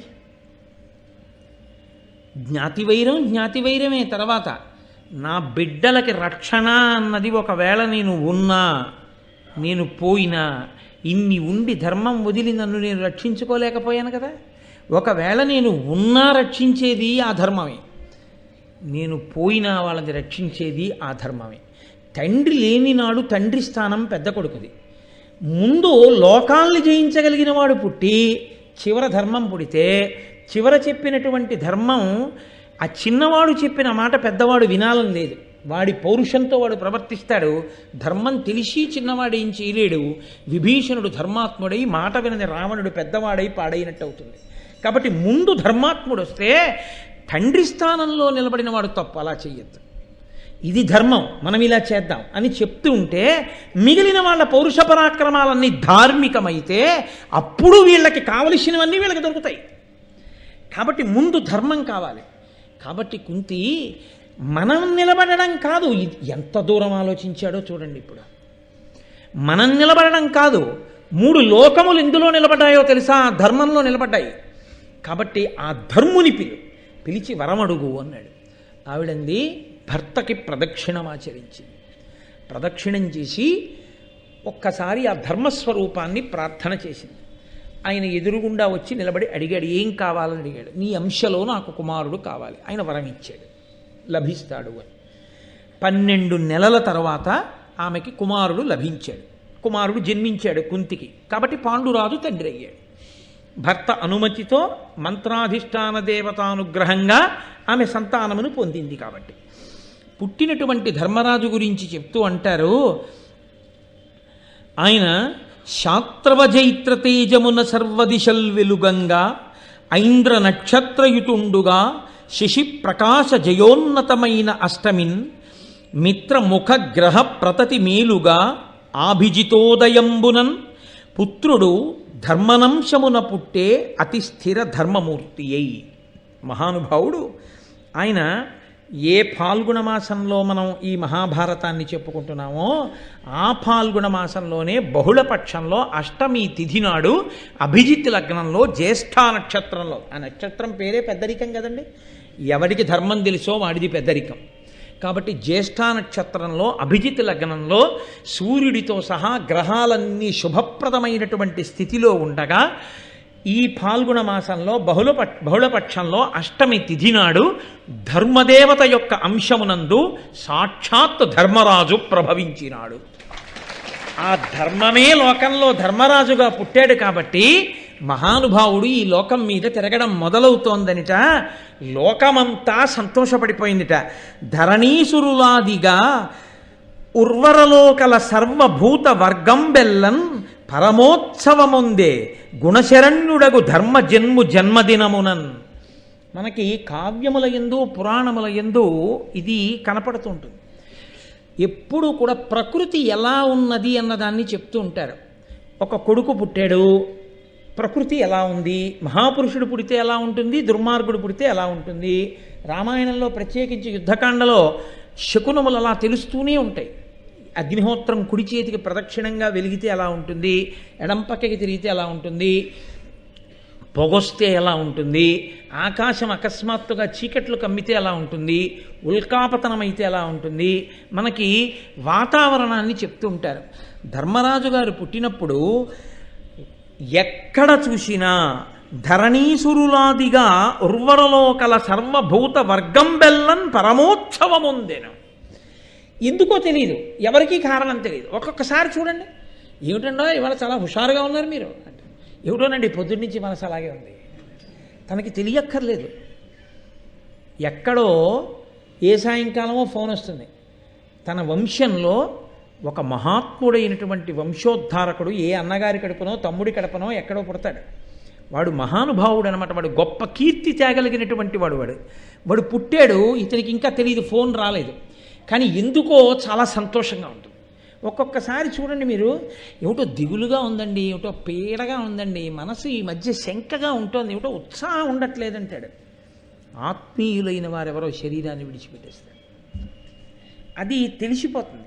ధర్మరాజు గారు పుట్టినప్పుట ధర్మాన్ని చెప్పే బ్రాహ్మణులు కాదు, వినేటటువంటి వాళ్ళు కాదు, కేవలం మనుష్యులు కాదు, ఈ ప్రపంచంలో ఉన్నటువంటి సర్వభూతములు కూడా, అన్ని ప్రాణులు తెలియని ఉత్సాహాన్ని పొందేట.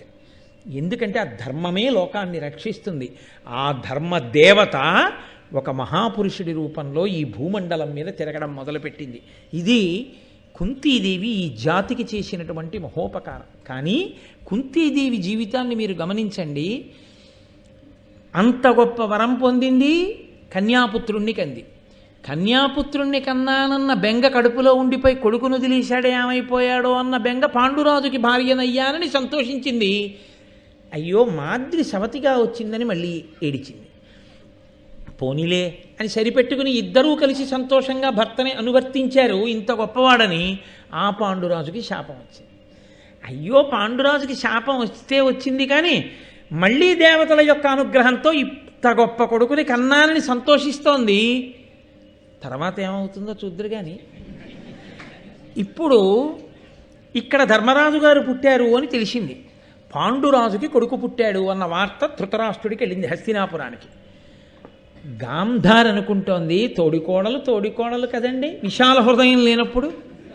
కాబట్టి ఆవిడనుకుంది, చూశారా అన్నీ రక్షించేస్తాయి అనుకోవడానికి ఏముండదు. ఒక్కొక్కసారి మనం చాలా రక్షణ అనుకున్నది మనని భక్షిస్తుంది. తన ఇంటి కుక్క తన్ని కరిచినట్టు, తన చేతి మెతుకులు తిన్న కాకి తన తల మీద పొడిచినట్టు. ఎంత చిత్రం అంటే, గాంధారి పరమశివుడి గురించి తపస్సు చేసింది కన్యగా ఉన్నప్పుడు. తపస్సు చేస్తే ఏం కావాలన్నాడు, 100 కొడుకులు 101 సంతానం కావాలి. తథాస్తు అన్నాడు. సత్సంతానం అనలేదు కదా, తథాస్తు అన్నాడు. మా వంశానికి ఎప్పుడు పిల్లల కొరత వస్తోంది, ఇంతమంది పిల్లలుండే పిల్ల ఇంటి కోడలైతే సింహాసనానికి ఇబ్బంది ఉండదు, పిల్లలు బాగా ఉంటారని తీసుకొచ్చి ధృతరాష్ట్రుడికి పెళ్లి చేశాడు భీష్ముడు. ఆ సుబలుడు కూడా ఒప్పుకున్నాడు. తీసుకొచ్చి పెళ్లి చేశారు. పెళ్లి చేస్తే ఆవిడ మనసులో ఒకందుకు సంతోషించింది. మా ఆయన కంటే కళ్ళు లేవు, కానీ కళ్ళున్న పాండురాజు గారు రాజ్యం చేశాడు, కానీ ఇప్పుడు పాండురాజు గారికి సంతానం లేదుగా. కాబట్టి ఇప్పుడు నాకే సంతానం కలుగుతుందో వాళ్ళు సింహాసనానికి వస్తారు. ఇప్పుడు ఆవిడ సంతోషం పొందింది. ఆ సంతోషం ఎంతలో ఆవిరైంది, అక్కడ ధర్మరాజు గారు పుట్టారని తెలిసింది. అక్కడ ధర్మరాజు పుట్టేశాడు కాబట్టి మొదట పుట్టినవాడు రాజ్యాధికారమునకు వారసుడుగా పుట్టవలసిన వాడు పుట్టేశాడు. 101 మంది పిల్లలు పుడతారని వరం ఉంటే మాత్రం ఎందుకు ఆలస్యంగా పుట్టడం వల్ల వచ్చిన ఇబ్బంది.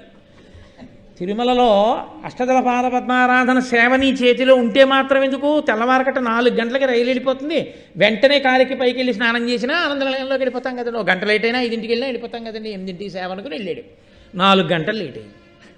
ఎందుకు రైలు ఎడితే మాత్రం తిరుపతి? నువ్వు వెళ్తే అంటే కావాలంటే ప్రసాదం పుచ్చుకోండి అన్నారు. మళ్ళీ ఎప్పుడు దొరికేది నీకా టికెట్? అలా ఆలస్యమే. ఇది ఆవిడ కడుపు మండిపోయింది. ఎవరికి కావాలి ఇప్పుడు ఆ 101 సంతానం? ఎవరికి కావాలి? ఆలస్యంగా పుట్టడం. ముందు పుట్టు ఉంటే అప్పటికి ఆవిడ ఏడాది నుంచి కడుపుతోంది. ఏడాది నుంచి కడుపుతో ఉన్నటువంటి కుంతి కొడుకుని కనేసింది. అంతకన్నా ముందు కడుపుతో ఉన్న నేను కొడుకుని కనలేదు. ముందు నాకు పుట్టుంటే వాడు సింహాసనానికి వెళ్ళాను. ఇప్పుడు వీడు ఆలస్యంగా పుట్టి ఏం చేయాలి? అన్నయ్య వెనకాల వెళ్ళి విరవాలి అని కడుపు మండిపోయి ఆ కడుపుని బాధేసుకుని దిక్కుమాల పిల్లలు లోపల ఎంతకీ బయటికి రారు, మీరు వచ్చేటప్పటికి ఏం మిగులుతుందిరా మీకని అసూయ ప్రబలింది. ఈ అసూయ ప్రబలి కడుపు మీద తాడనం చేసి, ఇది ఎక్కడిదండి? ఇది మొట్టమొదట వినత, కద్రువ, కశ్యప ప్రజాపతి 2 కొడుకులు కావాలని ఆవిడ అడగడం, నాకు బహుళ సంతానం కలగాలి, చాలామంది సంతానం, బలవంతులు, దీర్ఘశరీరములు కలిగినటువంటి వాళ్ళని ఆవిడ అడగడం, ఆవిడకి కద్రువ పెట్టినటువంటి గుడ్లలోంచి పాములు వచ్చేస్తున్నాయని బాధపడిపోయినటువంటి వినత మొదట గుడ్డు పగలగొట్టేసింది. అందులోంచి వచ్చాడు అరుణుడు. అదే పునాది మహాభారతానికి. ఇప్పుడు ఈవిడేం చేసిందంటే ఈవిడ కడుపు బాదుకుంటే గర్భస్రావం అయిపోయి ఒక మాంసపిండము బయటపడిపోయింది. బయటపడిపోతే మరి 101 సంతానం ఉంటుందన్నాడు పరమశివుడు. మహానుభావుడు వేదవ్యాసుడు వచ్చాడు. ఆయన ఎప్పటికప్పుడు ఆదుకుంటూ ఉంటాడు ఈ వంశాన్ని. సత్యవతీదేవి తల్లిగా ఉందని ఆయన తాపత్రయం కాబట్టి ఆయన గబగబా వచ్చాడు. వచ్చి అన్నాడు, బుద్ధి లేనిదానా, ఎంత అసూయ పొందావు! అదే ఆ పద్ధతి, ఒక తల్లి ప్రవర్తించవలసిన విధానం.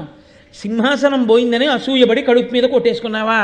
మాంసపిండం బయటపడిపోయిందా? అయినా నేను చెప్తున్నాను, నీకు 101 సంతానం కలుగుతుంది. నా మాట పోదు. మహాత్ములు సత్యం పలుకుతారా? మహాత్ములు పలికింది సత్యం అవుతుందా? అంటే మహాత్ములు సత్యం పలకరు, వారు పలికింది సత్యం అవుతుంది. అంటే వారు సత్యం పలకరు అంటే నా ఉద్దేశం వాళ్ళు అసత్యాలు ఆడతారని కాదు, వాళ్ళు అన్నది సత్యం అవుతుంది. ఒక అల్పాయుష్కుడు వెళ్ళి నమస్కారం చేస్తే ఆయన దీర్ఘాయుష్మాన్ భవ అన్నాడు అనుకోండి, అంతే, ఆయన దీర్ఘాయుష్మంతుడు అవ్వాలి, ఆయన అన్నది సత్యం అవ్వాలి. ఈశ్వరుడు ఉండేదందుకు, అది సత్యం చేయడానికి. కాబట్టి ఇప్పుడు ఆయన అన్నాడు, ఈ మాంస పిండాన్ని, ఈ మాంసపు ముద్దని 101 ముక్కలు చెయ్యండి, 101 నీటి కుండలలో పెట్టి బయటి భాగాన్నంతటినీ చల్లని నీటితో తడుపుతూ ఉండండి. తడుపుతుంటే కొంతకాలానికి ఆ నీటి కుండలలో ఉన్నటువంటి మాంసపు ముద్దలే ఈ గర్భస్రావమైనటువంటి పిండ మాంసములో నుండి పుత్రులుగా పుడతారు, వాళ్లే సంతానం అవుతారు. కాబట్టి ఆ కుండలను కాపాడండి, ఇది నా ఆజ్ఞ అన్నాడు. అని ఇంకెప్పుడు ఇలా నువ్వు అసూయతో ప్రవర్తించకన్నాడు. ఇది మొదలు. ఆ తర్వాత పెరిగే చెట్టు విషవృక్షం అంతా అదే. ఈ అసూయ ఎక్కడి వరకు వెళ్ళిందో అంటే తెలుసా అండి? చివర కృష్ణ భగవానుణ్ణి శపించేంత వరకు, ఆఖరణ తన కొడుకులు అందరూ చచ్చిపోయారు, కుంతికి పుట్టిన 5 కొడుకులు బతికే ఉన్నారు అన్న బాధతో ఆవిడ కోపంతో చూస్తుండగా కళ్ళకి కట్టుకున్న గుడ్డ కిందకి జారితే ఆవిడ కన్నులలోంచి వస్తున్నటువంటి చూపు ఎక్కడ పడుతుందో అని కృష్ణుడు పాండవుల్ని వెనక్కి లాగి ధర్మరాజు నుంచాడు. ధర్మరాజు గారి కాళ్ళ మీద పడింది ఆవిడ చూపు. ఆయన కాళ్ళు కాలి బొబ్బలెక్కిపోయాయి. ఎదురుగుండా ఉంటే కాలిపోదుర్రా అన్నాడు. కృష్ణ పరమాత్మ ఉన్నాడు కాబట్టి రక్షించాడు. అసూయే. కాబట్టి ఇక్కడ పడిన బిందువు, ఇక్కడ పడిన విషబీజం ఇక పెరుగుతూనే ఉంది. అదే ఎదర మహాభారతాన్నంతటినీ నిర్ణయం చేసింది. దాన్ని తిప్పుకోలేకపోయింది గాంధారి, తిప్పలేకపోయాడు ధృతరాష్ట్రుడు. మహానుభావుడు పాండురాజు. కాబట్టి ఇప్పుడు ధర్మరాజు పుట్టాడు, చాలా సంతోషంగా ఉంది లోకమంతా. ఆయనకి నామకరణం చెయ్యాలి. అక్కడ ఉండేటటువంటి ఋషులందరూ వచ్చి జాతకర్మ నిర్వహించి ఈ పిల్లవాడికి పేరు పెడదాం అనుకుంటున్నారు. అశరీరవాణి పలికింది ఏ పేరు పెట్టాలో. ఇది ఆ పిల్లల యొక్క అదృష్టం. ఒక్కొక్క పేరు పెట్టేటప్పుడు తల్లిదండ్రులతో అధికారము కాదు, నిజానికి గురువుగారు పెట్టాలి పేరు. ఎప్పుడు ఎందుకో తెలుసా అండి? దశరథ మహారాజు గారికి 60,000 సంవత్సరాలు పిల్లలు లేకపోతే పుట్టారు 9 కొడుకులు. ఆయన పెట్టుకోలేడా? పేర్ల పుస్తకాలు లేవా వాళ్ళ ఇంట్లో? ఆయన పెట్టలేదు. ఎందుకు పెట్టలేదో తెలుసా అండి? తన పేరు చిరస్మరణీయం అవ్వాలంటే, ఆ పేరు లోకాల్ని ఉద్ధరించేదై ఉండాలంటే గురువుగారు పెట్టాలి. వశిష్ఠుడు పెట్టాడు రామా అని. రామనామము ఆనాటి నుంచి ఈనాటి వరకు యుగాలు మారిపోయినా తరింపచేస్తూనే ఉంది. అది గురువు యొక్క శక్తి. నామకరణం చేస్తే గురువు చెయ్యాలి. అందుకే తప్ప మనకేమొచ్చు అస్సు బుస్సు తప్ప ఏవో పేర్లు ఎట్టుకోవడం. కాబట్టి ఇప్పుడు అశరీరవానంది కురుకుల విభుడగు ధర్మ స్థిరమతియగు ఈతడు అనుచు ధృతి చేసి యుధిష్ఠరుడను నామము తానుచ్చరించే ఆకాశవాణి జనవినుతముగన్. ఇతను ధర్మమునందు స్థిరబుద్ధి కలిగి ఉంటాడు. అంటే ధర్మమునందు స్థిరబుద్ధి అన్న మాటకు అర్థం ఏమిటో తెలుసా అండి? ధర్మాన్ని పట్టుకోవడం వల్ల ఆపద వచ్చింది అనుకోండి, వదిలేస్తే సుఖం వచ్చేస్తుంది. రాముడు ధర్మాన్ని ఒక్కసారి వదిలేశాడు అనుకోండి, సుగ్రీవుడితో చెలిమి మానేసి వాలితో స్నేహం చేస్తే సీతమ్మని 5 నిమిషాల్లో పిలిపించేస్తాడు. వాలంటే అంత భయం రావణాసురుడికి. అదే అడిగాడు కూడా వాలి, ఏమయ్యా నాతో స్నేహం చేసుకుంటే పోయేదానికి సుగ్రీవుడితో స్నేహం చేసావు? సుగ్రీవుడి మాట రావణాసురుడు ఏం వెంట, నేను సీతమ్మని వెంటనే పిలిపిద్దును కదా, నాతో స్నేహం మానేసి సుగ్రీవుడితో స్నేహం ఎందుకు చేసావు అని అడిగాడు. నీవు అధర్మమునందున్నావు, నీతో స్నేహం నాకు అక్కర్లేదు. సుగ్రీవుడు ధర్మమునందున్నాడు, ఆయనతో స్నేహం కావాలి. నేను ధర్మము పట్టుకుని ఉండగా ఫలితాన్ని పొందడం ఆలస్యం అవ్వచ్చు, కానీ అది శాశ్వతం. అధర్మమును పట్టుకోవడం వల్ల వచ్చేటటువంటి ఫలితం ఇప్పటికి బాగున్నట్టు అనిపించవచ్చు, కానీ కాల్చేస్తుంది. అగ్నిహోత్రాన్ని తెచ్చి ఇంట్లో పెట్టుకుని వెచ్చగా ఉందనుకుని పరుపు మీద పెట్టుకు పడుకున్నవాడు అర్ధరాత్రి వేళ నిద్దట్లో కాలిపోయినట్టు. నువ్వు తెచ్చి తెచ్చి ఇంట్లో పెట్టినటువంటి నీ అధర్మంతో కూడిన ఐశ్వర్యం ఉందే, అది తర్వాతి తరాల్లో పుట్టేటటువంటి వాళ్ళు సికింద్రాబాద్లో కనపడకూడని చోట గుర్రాలు పరిగెడుతుంటే లేచి నిలబడి ఉత్సాహంతో కేకలేసేటట్టు, ఎప్పుడూ 2 చేతులతో ఇలా ఇలా అనేటటువంటి వాళ్ళై, లేదా అధర్మంతో కూడుకున్నటువంటి పనులు చేసేవాళ్ళై, ఐశ్వర్యమునంతటినీ కరిగించి నాశనం చేసి నువ్వు చేసుకున్న పుణ్యం ఏమైనా మిగిలి పైలోకాల్లో ఉంటే ఈడ్చి కిందకి లాగేయడానికి పనికొస్తుంది. లేదా ఇంకంతకన్నా నేను అనను, ఎందుకనాలి? కాబట్టి అది ధార్మికం అనుకోండి. అది మామిడి చెట్టు. ఇదే ఏడుస్తాడు రామాయణంలో.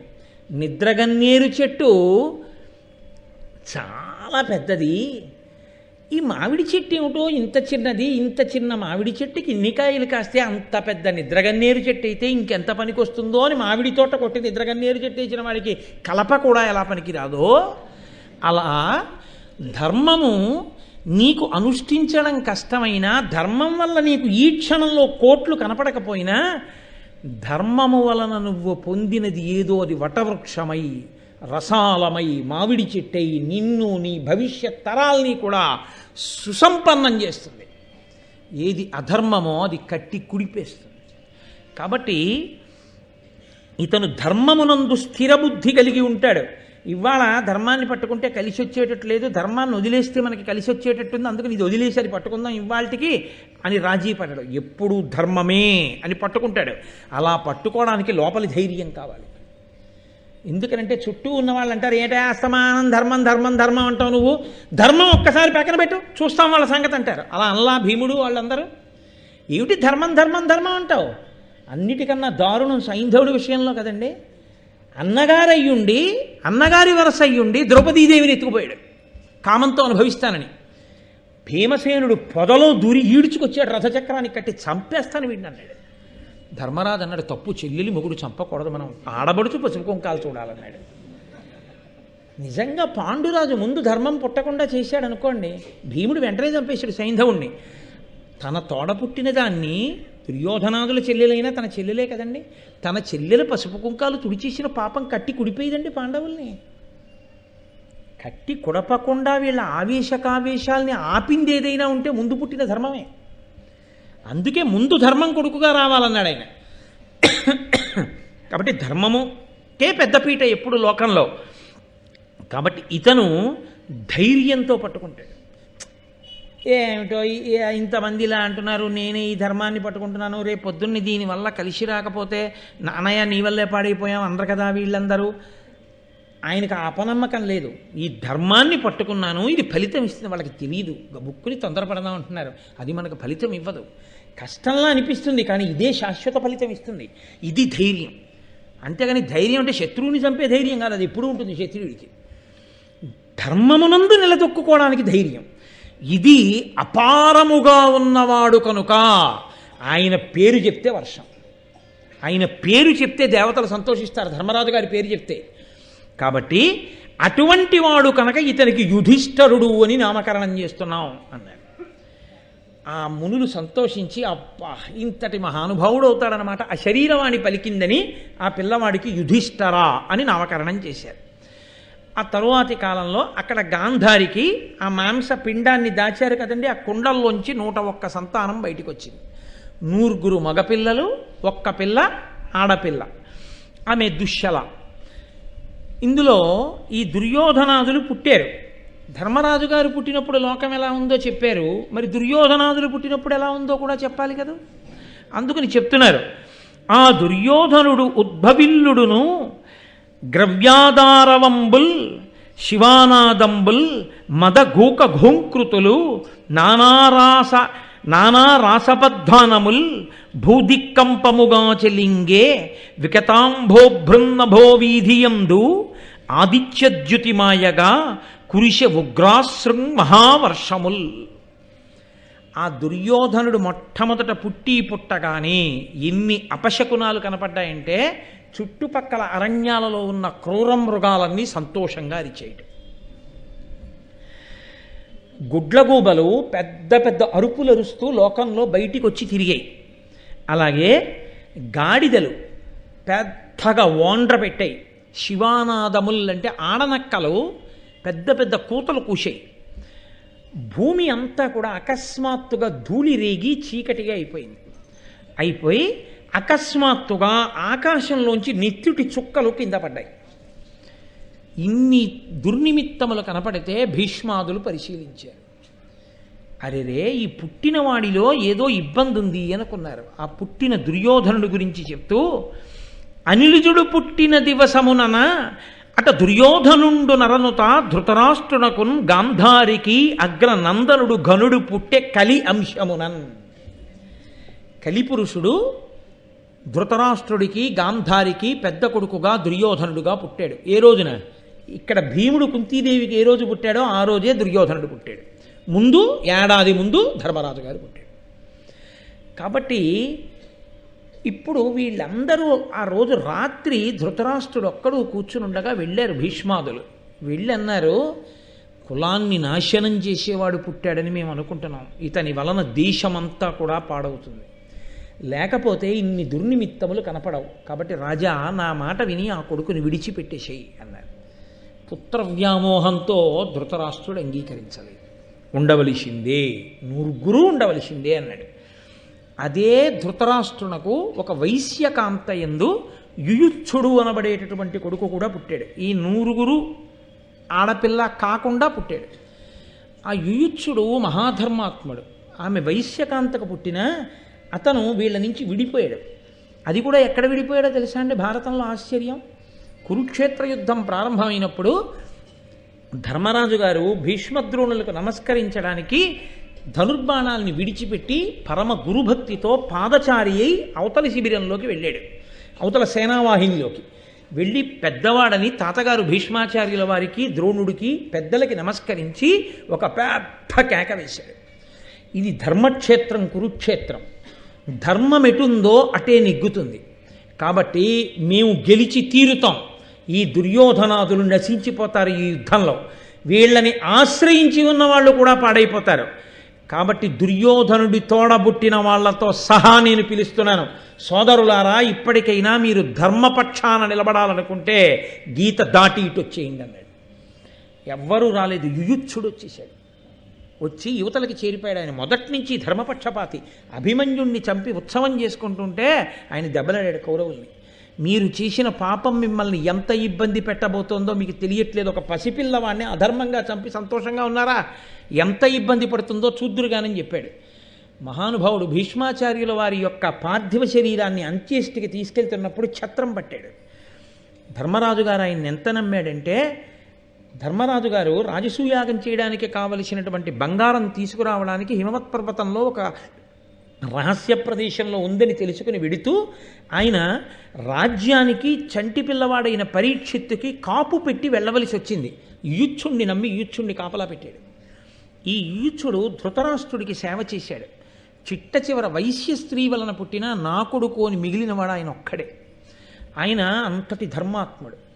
గాంధారి వలన పుట్టినటువంటి నూర్గురు దుర్మార్గులైతే ఒక వైశ్యకాంత వలన ధృతరాష్ట్రునికి పుట్టినటువంటి కుమారుడు మాత్రం అంత ధర్మాత్ముడయ్యాడు. కానీ ఆయనకి సింహాసనార్హత లేదు. పైగా మహానుభావుడు ధర్మరాజు గారు ఉన్నాడు. కాబట్టి ఆ యూచ్చుడు, నేను మహాభారతంలోంచి ఒకసారి ఆ యూచ్చుని యొక్క పాత్ర గురించి ఒక 4 మాటలు చెప్పాను. ఇంచేత అంటే దుర్యోధనాదుల గురించి 18 పర్వాలు వినకపోయినా మీకు తెలుసు. కానీ యూచ్చుడి గురించి ఒక 4 మాటలు అందుకని పరిచయ వాక్యాలుగా పలికాను. సరే, కొంతకాలం అయిపోయిన తర్వాత కుంతీదేవిని పాండురాజు గారు ఆదేశించాడు. ఇప్పుడు సమస్త లోకములకు కూడా ప్రాణాన్నిచ్చేటటువంటి వాడు వాయుదేవుడు. ఆయన వలన విపరీతమైనటువంటి బలము కలిగినటువంటి వ్యక్తిని కొడుకుగా పొందు. కాబట్టి అటువంటి పిల్లవాణ్ణి పొందడం కోసం నువ్వు వాయుదేవుణ్ణి ఉపాసన చేయమన్నాడు. ఇప్పుడు మీరు ఒకటి గమనించాలి. మళ్ళీ కుంతీదేవి జీవితం చిగర్చింది. మంచి కొడుకులు. తనకే తెలుసు ఆ మంత్రం, మాద్రికి తెలియదు. తోడికోడలు వచ్చినా పక్కన ఇంకో భార్య పాండురాజు గారికి అన్నా మాద్రి కన్నా తనకో మార్క్ ఎక్కువ ఉంది. పాండురాజుని తండ్రిని చేసింది కుంతి ఒక్కతే. ఇప్పుడు అక్కడున్న గాంధారి కన్నా తనే ఐశ్వర్యవంతురాలు. ఎందుకంటే ఏడాది ముందు కొడుకుట్టాడు, రాజ్యానికి ఉత్తరాధికారి, రాజమాత. కాబోయే రాజుకి తనే యవరాజ్య పట్టాభిషేకం ధర్మరాజు గారికి జరుగుతుంది. కాబట్టి మళ్ళీ చిగర్చింది. మనుష్య జీవితంలో వెంటనే చీకటి వెలుగులు ఎలా ఉంటాయో చూద్దరు కానీ ఎంత చిత్రంగా మారిపోతుందో మళ్ళీ. ఇప్పుడు ఆయన అన్నాడు, వాయుదేవుణ్ణి ఉపాసన చెయ్యి అన్నాడు. ఆవిడ వెంటనే ఉపాసన చేసింది. ఆయన వచ్చి మళ్ళీ వరాన్ని ప్రసాదించాడు, నా అంశలో నీకు పుడతాడని. సుతుడు నభస్వదంశమున సుస్థిరుడై ఉదయించినన్ మహా అతికృత జాతకర్ముడగు ఆతత వీర్య విక్రమోన్నతునకు భీమసేనుడను నామముతానొనరించి దివ్య వాక్సతి శతశృంగ శైల నివసన్ముని సంఘము సంతసిల్లగన్. శతశృంగ పర్వతం మీద ఉండేటటువంటి మహర్షులు సంతోషించేటట్టుగా ఆ పుట్టినటువంటి పిల్లవాడికి దివ్యవాణి నామకరణం చేసింది భీమసేనుడు. అపారమైనటువంటి బలము కలిగిన వాడు. ఈ పిల్లవాడి యొక్క గమ్మత్తు ఏమిటంటే, ఈ పిల్లాడు పుట్టిన 10వ రోజున దేవాలయ దర్శనం చేస్తే మంచిది అని పిల్లాడిని ఎత్తుకుని కుంతి ఆ అరణ్యంలో ఉన్న ఒక దేవాలయానికి వెడుతోంది. వెడుతుంటే చంటి పిల్లాడిని చేతిలో పట్టుకుని వెడుతున్నటువంటి ఈ కుంతిని చంపి తినేద్దామని ఒక పెద్ద పులి ఒకటి ఆవిడ మీదకి దూకింది. దూకితే ధర్మరాజు వెంటనే అక్కడ ఉన్నటువంటి పాండురాజు గారు ధనస్సు తీసుకుని 3 బాణములు ప్రయోగించాడు ఆ పులి మీద. ఈ 3 బాణముల దెబ్బకి పులి కింద పడిపోయింది. కానీ పులి మీద దూకుతుంటే చూసిన కుంతి కంగారు పడి ఆ దూకడంలో చేతిలో ఉన్న పిల్లవాడు చేతుల్లోంచి జారి కింద పడిపోయాడు. ఆ కింద పడిపోయిన పిల్లవాడు పెద్ద పెద్ద బండరాళ్ళ మీద పడిపోయాడు. పడిపోతే ఆ పిల్లాడికి ఏమైందో తెలుసా అండి? ఉరుషార్దూల భయంబున పరవశయ్యి కుంతియున్న బాలకుడు శిలోత్కరముపై పడియే తన నిష్ఠురతను హతి చేసి రాలు చూర్ణంబులగున్. ఆ చేతిలోంచి జారి బండల మీద పడిపోయినటువంటి పిల్లాడు ఏమైపోయాడో అని పులి చచ్చిపోయిన తర్వాత చూస్తే ఈ పిల్లవాడు పడిన కారణం చేత బండలన్నీ పిండైపోయాయి. 10వ రోజు పిల్లాడు. అంతటి బలశాలి భీమసేనుడు. ఇప్పుడు భీముడు పుట్టాడు. ఈ వార్తలన్నీ వెళ్ళవండి, అక్కడికి వెడుతున్నాయి. ఓహో, తన చెల్లెలికి పిల్లలు పుడుతున్నారని సంతోషించి మేనమామల ముద్దు మేనైన ముద్దు కట్నాలిచ్చి పంపించాడు వసుదేవుడు. ఇప్పుడు పాండురాజు గారు తపస్సు మొదలెట్టాడు. ఆయనకి ఏదో అనుమానం ఉంది, అక్కడ 100 పుట్టారు, ఇక్కడ 2 ఉన్నారు. కాదు, 3 లోకములు గెలవగలిగినటువంటి పరాక్రమవంతుణ్ణి కనాల్తాను. ఆయన ముందు ఇక ఎవరూ నిలబడకూడదు. అటువంటి వాళ్ళందరూ ధర్మరాజు పక్కన నిలబడాలి. కాబట్టి భీముడికి తోడుగా అంతటి బలాన్ని చేకూర్చాలనుకున్నాడు. దైవాన్ని నమ్మాడు. ఇంద్రుడి గురించి తపస్సు మొదలుపెట్టాడు.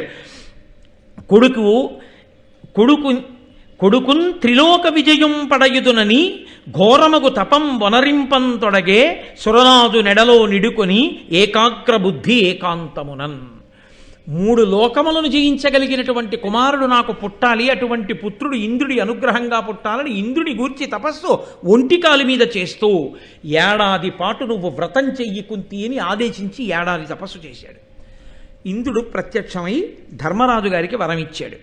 ఆయన అన్నాడు, పుత్రుడు నీకుదయించు, అమిత్ర క్షయకరుండు, బంధుమిత్రాంబుజ సన్మిత్రుండని వరమిచ్చిన ధాత్రీపతి పొంగి పృథకుతానిట్లనియన్. నీకు 3 లోకములను గెలవగలిగినవాడు, తనకి బంధువైనటువంటి వాళ్ళందరినీ రక్షించగలిగినవాడు, స్నేహితుల్ని రక్షించగలిగినవాడు, తనకి శత్రువులైన వారిని తెగటార్చగలిగినటువంటి వాడు, అంతటి గొప్ప కొడుకు నీకు పుట్టేటట్టుగా వరమిస్తున్నానన్నాడు. వెంటనే ఆయన పిలిచి కుంతినన్నాడు, ఇప్పుడు నువ్వు నీకున్నటువంటి మంత్రంతో దేవేంద్రుణ్ణి పిలు, ఆయన వరంతో ఇప్పుడు ఇంద్రాంశలో కూడా ఒక కుమారుణ్ణి పొందు.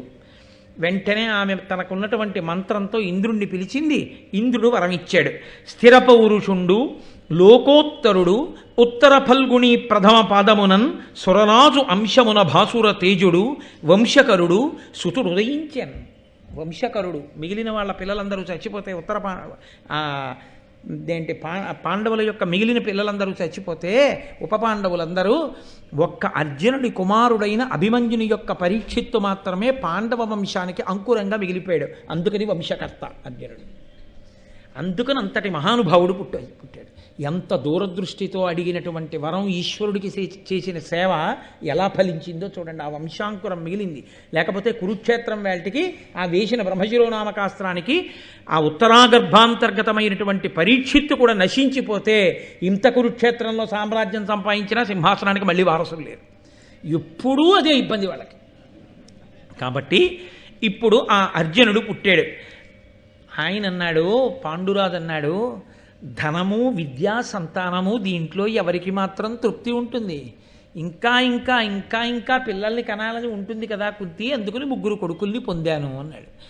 విను, కార్తవీర్యు కంటెనో వీరుడగుట అర్జుననామీతండ ఒనరలదాల్చు. ఆ పిల్లవాడికి ఏ పేరు పెట్టాలి అని ఋషులు జాతకర్మ చేసి పేరు పెట్టడం కోసం కూర్చున్నారు.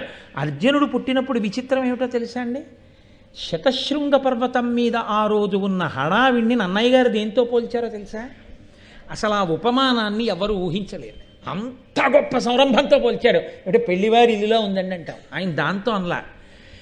చతుర్ముఖ బ్రహ్మగారు సృష్టి ప్రారంభం చేసిన రోజున ఎంత మంగళకరంగా, ఎంత కోలాహలంగా ఉందో అంత కోలాహలంగా ఉంది శతశృంగ పర్వతం. ఎవరెవరు వచ్చారో తెలుసా అండి ఆ పిల్లాన్ని చూడ్డానికి?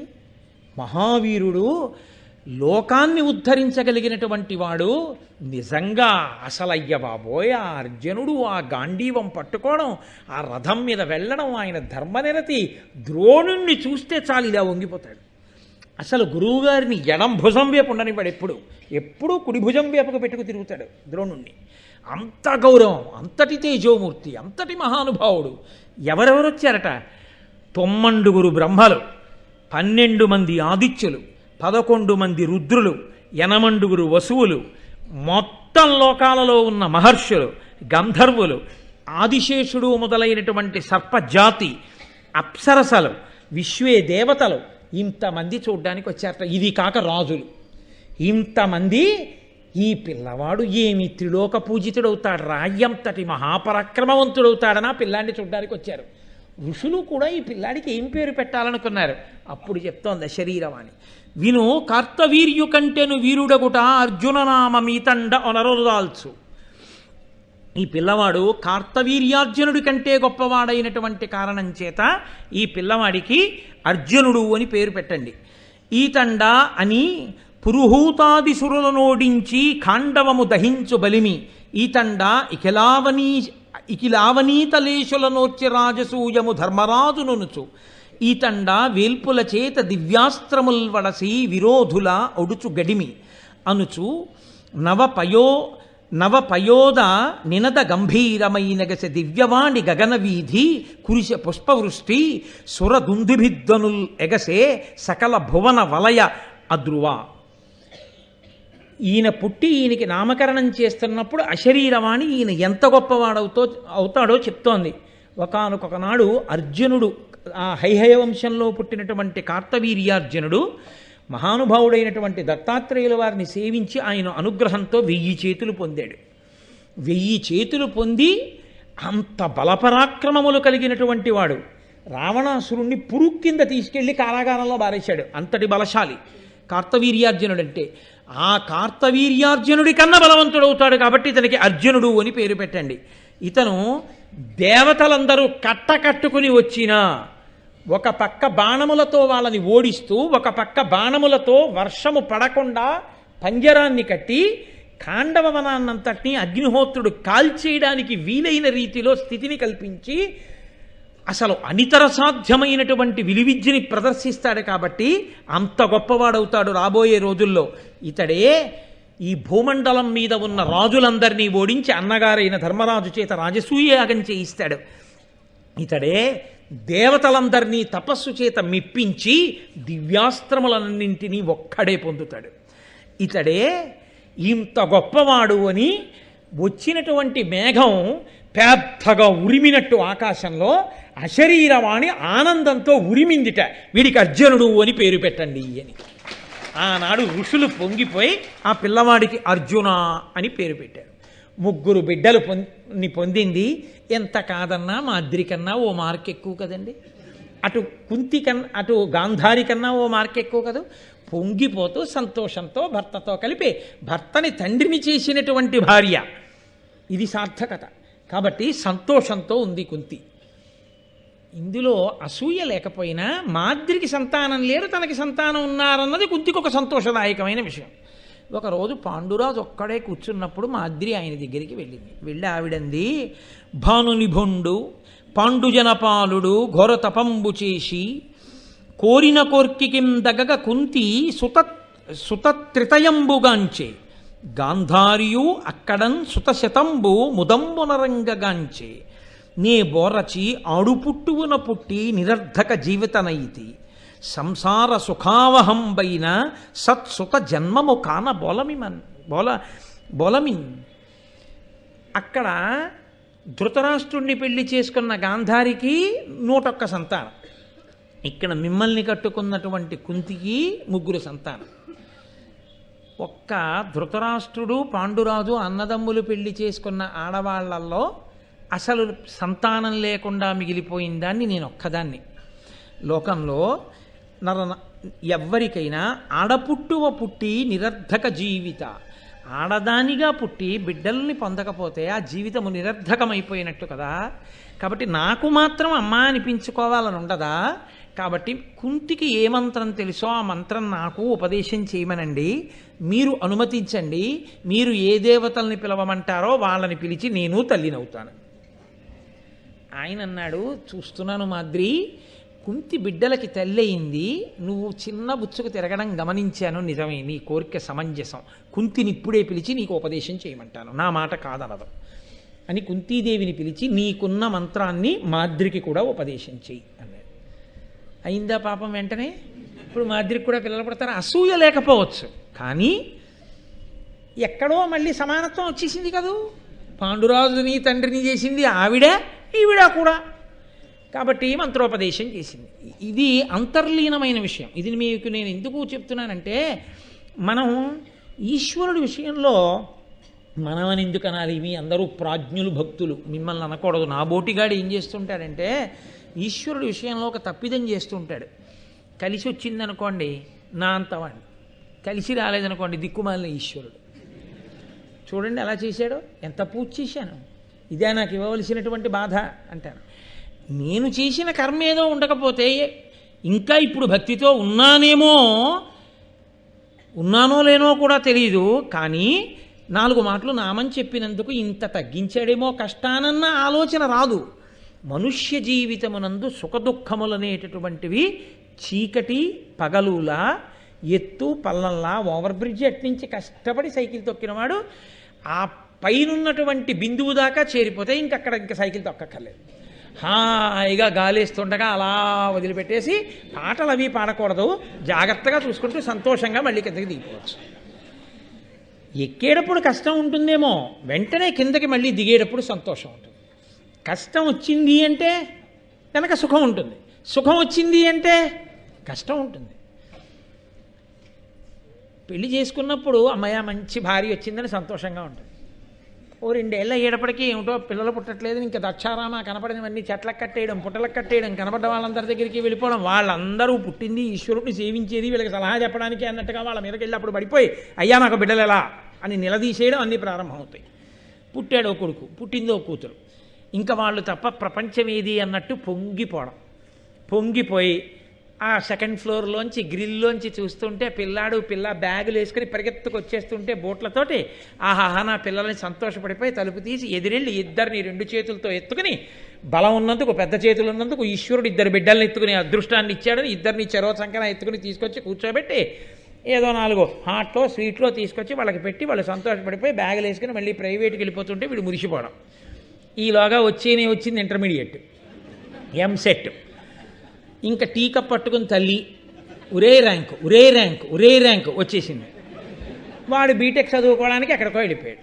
ఏమిటో పాపం వాడు ఉంటే ఈ వంకాయ కూర తినేవాడు, ఏమిటో పాపం వాడు ఉంటే ఈ మామిడికాయ పప్పమ్మ అనేవాడు, ఏమిటో పిచ్చివాడు అక్కడ ఉండి ఆ హాస్టల్ తిండి తింటూ ఎక్కడో ఉన్నాడు. బుడుక్కుని సాంబార్ పోసేస్తారట అక్కడ, ఏం తింటున్నాడో ఏమిటో అని వీడు ఇక్కడ తినలేక బాధపడ్డాం. ఓ పక్క వాడు ఇంజనీర్ అవుతున్నాడని సంతోషపడ్డాం. ఈలోగా ఫోన్లే కొడుకుని కూతురులోనే చూసుకుని సంతోషంగా ఉన్నాననుకో. ఆ కొడుకు ఇంజనీర్ అయి కాస్త ఉద్యోగానికి వెళ్ళిపోయే లోపల 6 నెలలు ఉండే లోపల కూతురు పెళ్ళైపోవడం.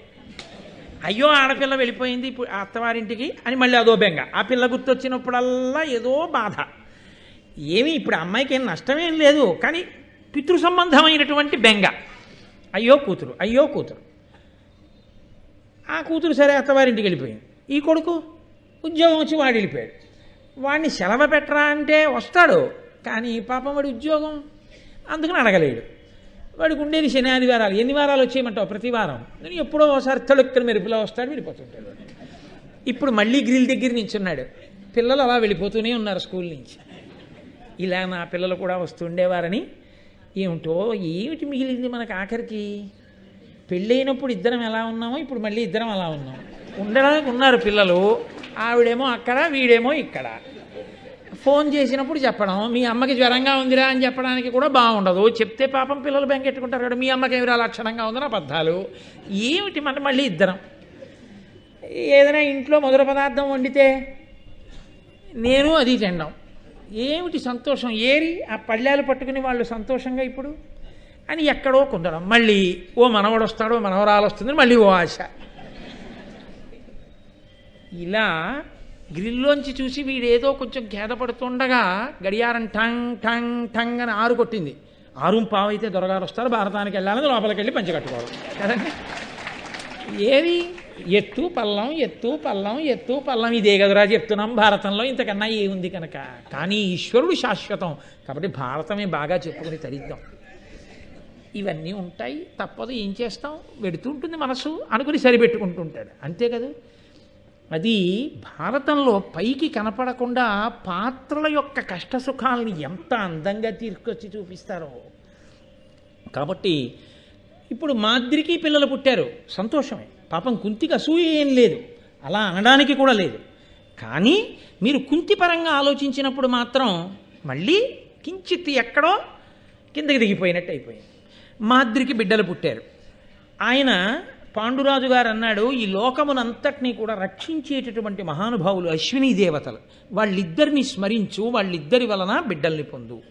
ఆవిడ ఇద్దరిని స్మరించింది, ఇద్దరు వరం ఇచ్చారు, దానివలన నకుల సహదేవులు పుట్టారు. చాలు, నీకు కవల పిల్లలు పుట్టారు చక్కగా, 2 పిల్లలు, ఆవిడికి 3 పిల్లలు. ఇప్పుడు రాజ్యం లేకపోయినా శాపం ఉన్నా పర్వాలేదు, 5 కొడుకులు చక్కగా వాళ్ళందరూ పరిగెడుతున్నారు, వేదం నేర్చుకుంటున్నారు, ఆ శతశృంగంలో ఋషుల దగ్గర పాఠాలు నేర్చుకుంటున్నారు. మహాతేజోవంతులు, వాడు కింద పడితే రాళ్ళు ఇరిగిపోతాయి, ఒకడు అద్భుతంగా బాణాలు వేస్తాడు. ఇంతంత వాళ్ళు ఇంత గొప్ప వాళ్ళు అవుతారు. భవిష్యత్ తెలియకపోతే జాతకాలు చూపించుకోవాలి, కానీ అశరీరం వాడి ముందే చెప్పేసింది, ఇంతంత పెద్దవాళ్ళు అవుతారు. నా కొడుకుల బోయిక తండ్రితనంతో సంతోషం, వచ్చిన కష్టాన్ని తండ్రితనంలో మర్చిపోయి ఎంత సంతోషంగానో రోజులు గడిచిపోతున్నాయి. మళ్ళీ తిరగాలి కదండి కథ. ఇవాళ రాత్రి ఒక్క రోజైనా అలా ఉండనివ్వండి, ఇవాళ రాత్రి తిప్పేయడం ఎందుకు, రేపు తిప్పుతాం. కాబట్టి మంగళాశాసనపరై మదాచార్య పురోగమై సర్వైశ్చ పూర్వైరాచార్యై సత్కృతాయాస్తు మంగళం. మంగళం కోసలేంద్రాయ మహనీయ గుణాత్మనే చక్రవర్తి తనూజాయ సర్వభౌమాయ మంగళం. ఉమాకాంతాయ కాంతాయ కామితార్థప్రదాయినే శ్రీగిరీశాయ దేవాయ మలినాథాయ మంగళం. కరచరణకృతం వా క్రమవాక్కాయజం వా శ్రవణనైనజం వా మానసం వా పరాధం విహితం వా సర్వమేత్తక్షమస్వా శివ శివ కరుణాబ్ధే శ్రీ మహాదేవ శంభో. సర్వం శ్రీ ఉమామహేశ్వర పరబ్రహ్మార్పణమస్తు. స్వస్తి. ఈరోజు ప్రసాద వితరణ చేస్తున్నవారు శ్రీ వేములపల్లి మోహన్ రావు గారు. అమ్మ రేపు ఎస్వీబీసీ ఛానల్లో రేపు ఉదయం 7:30కి పక్కన రామాలయం అని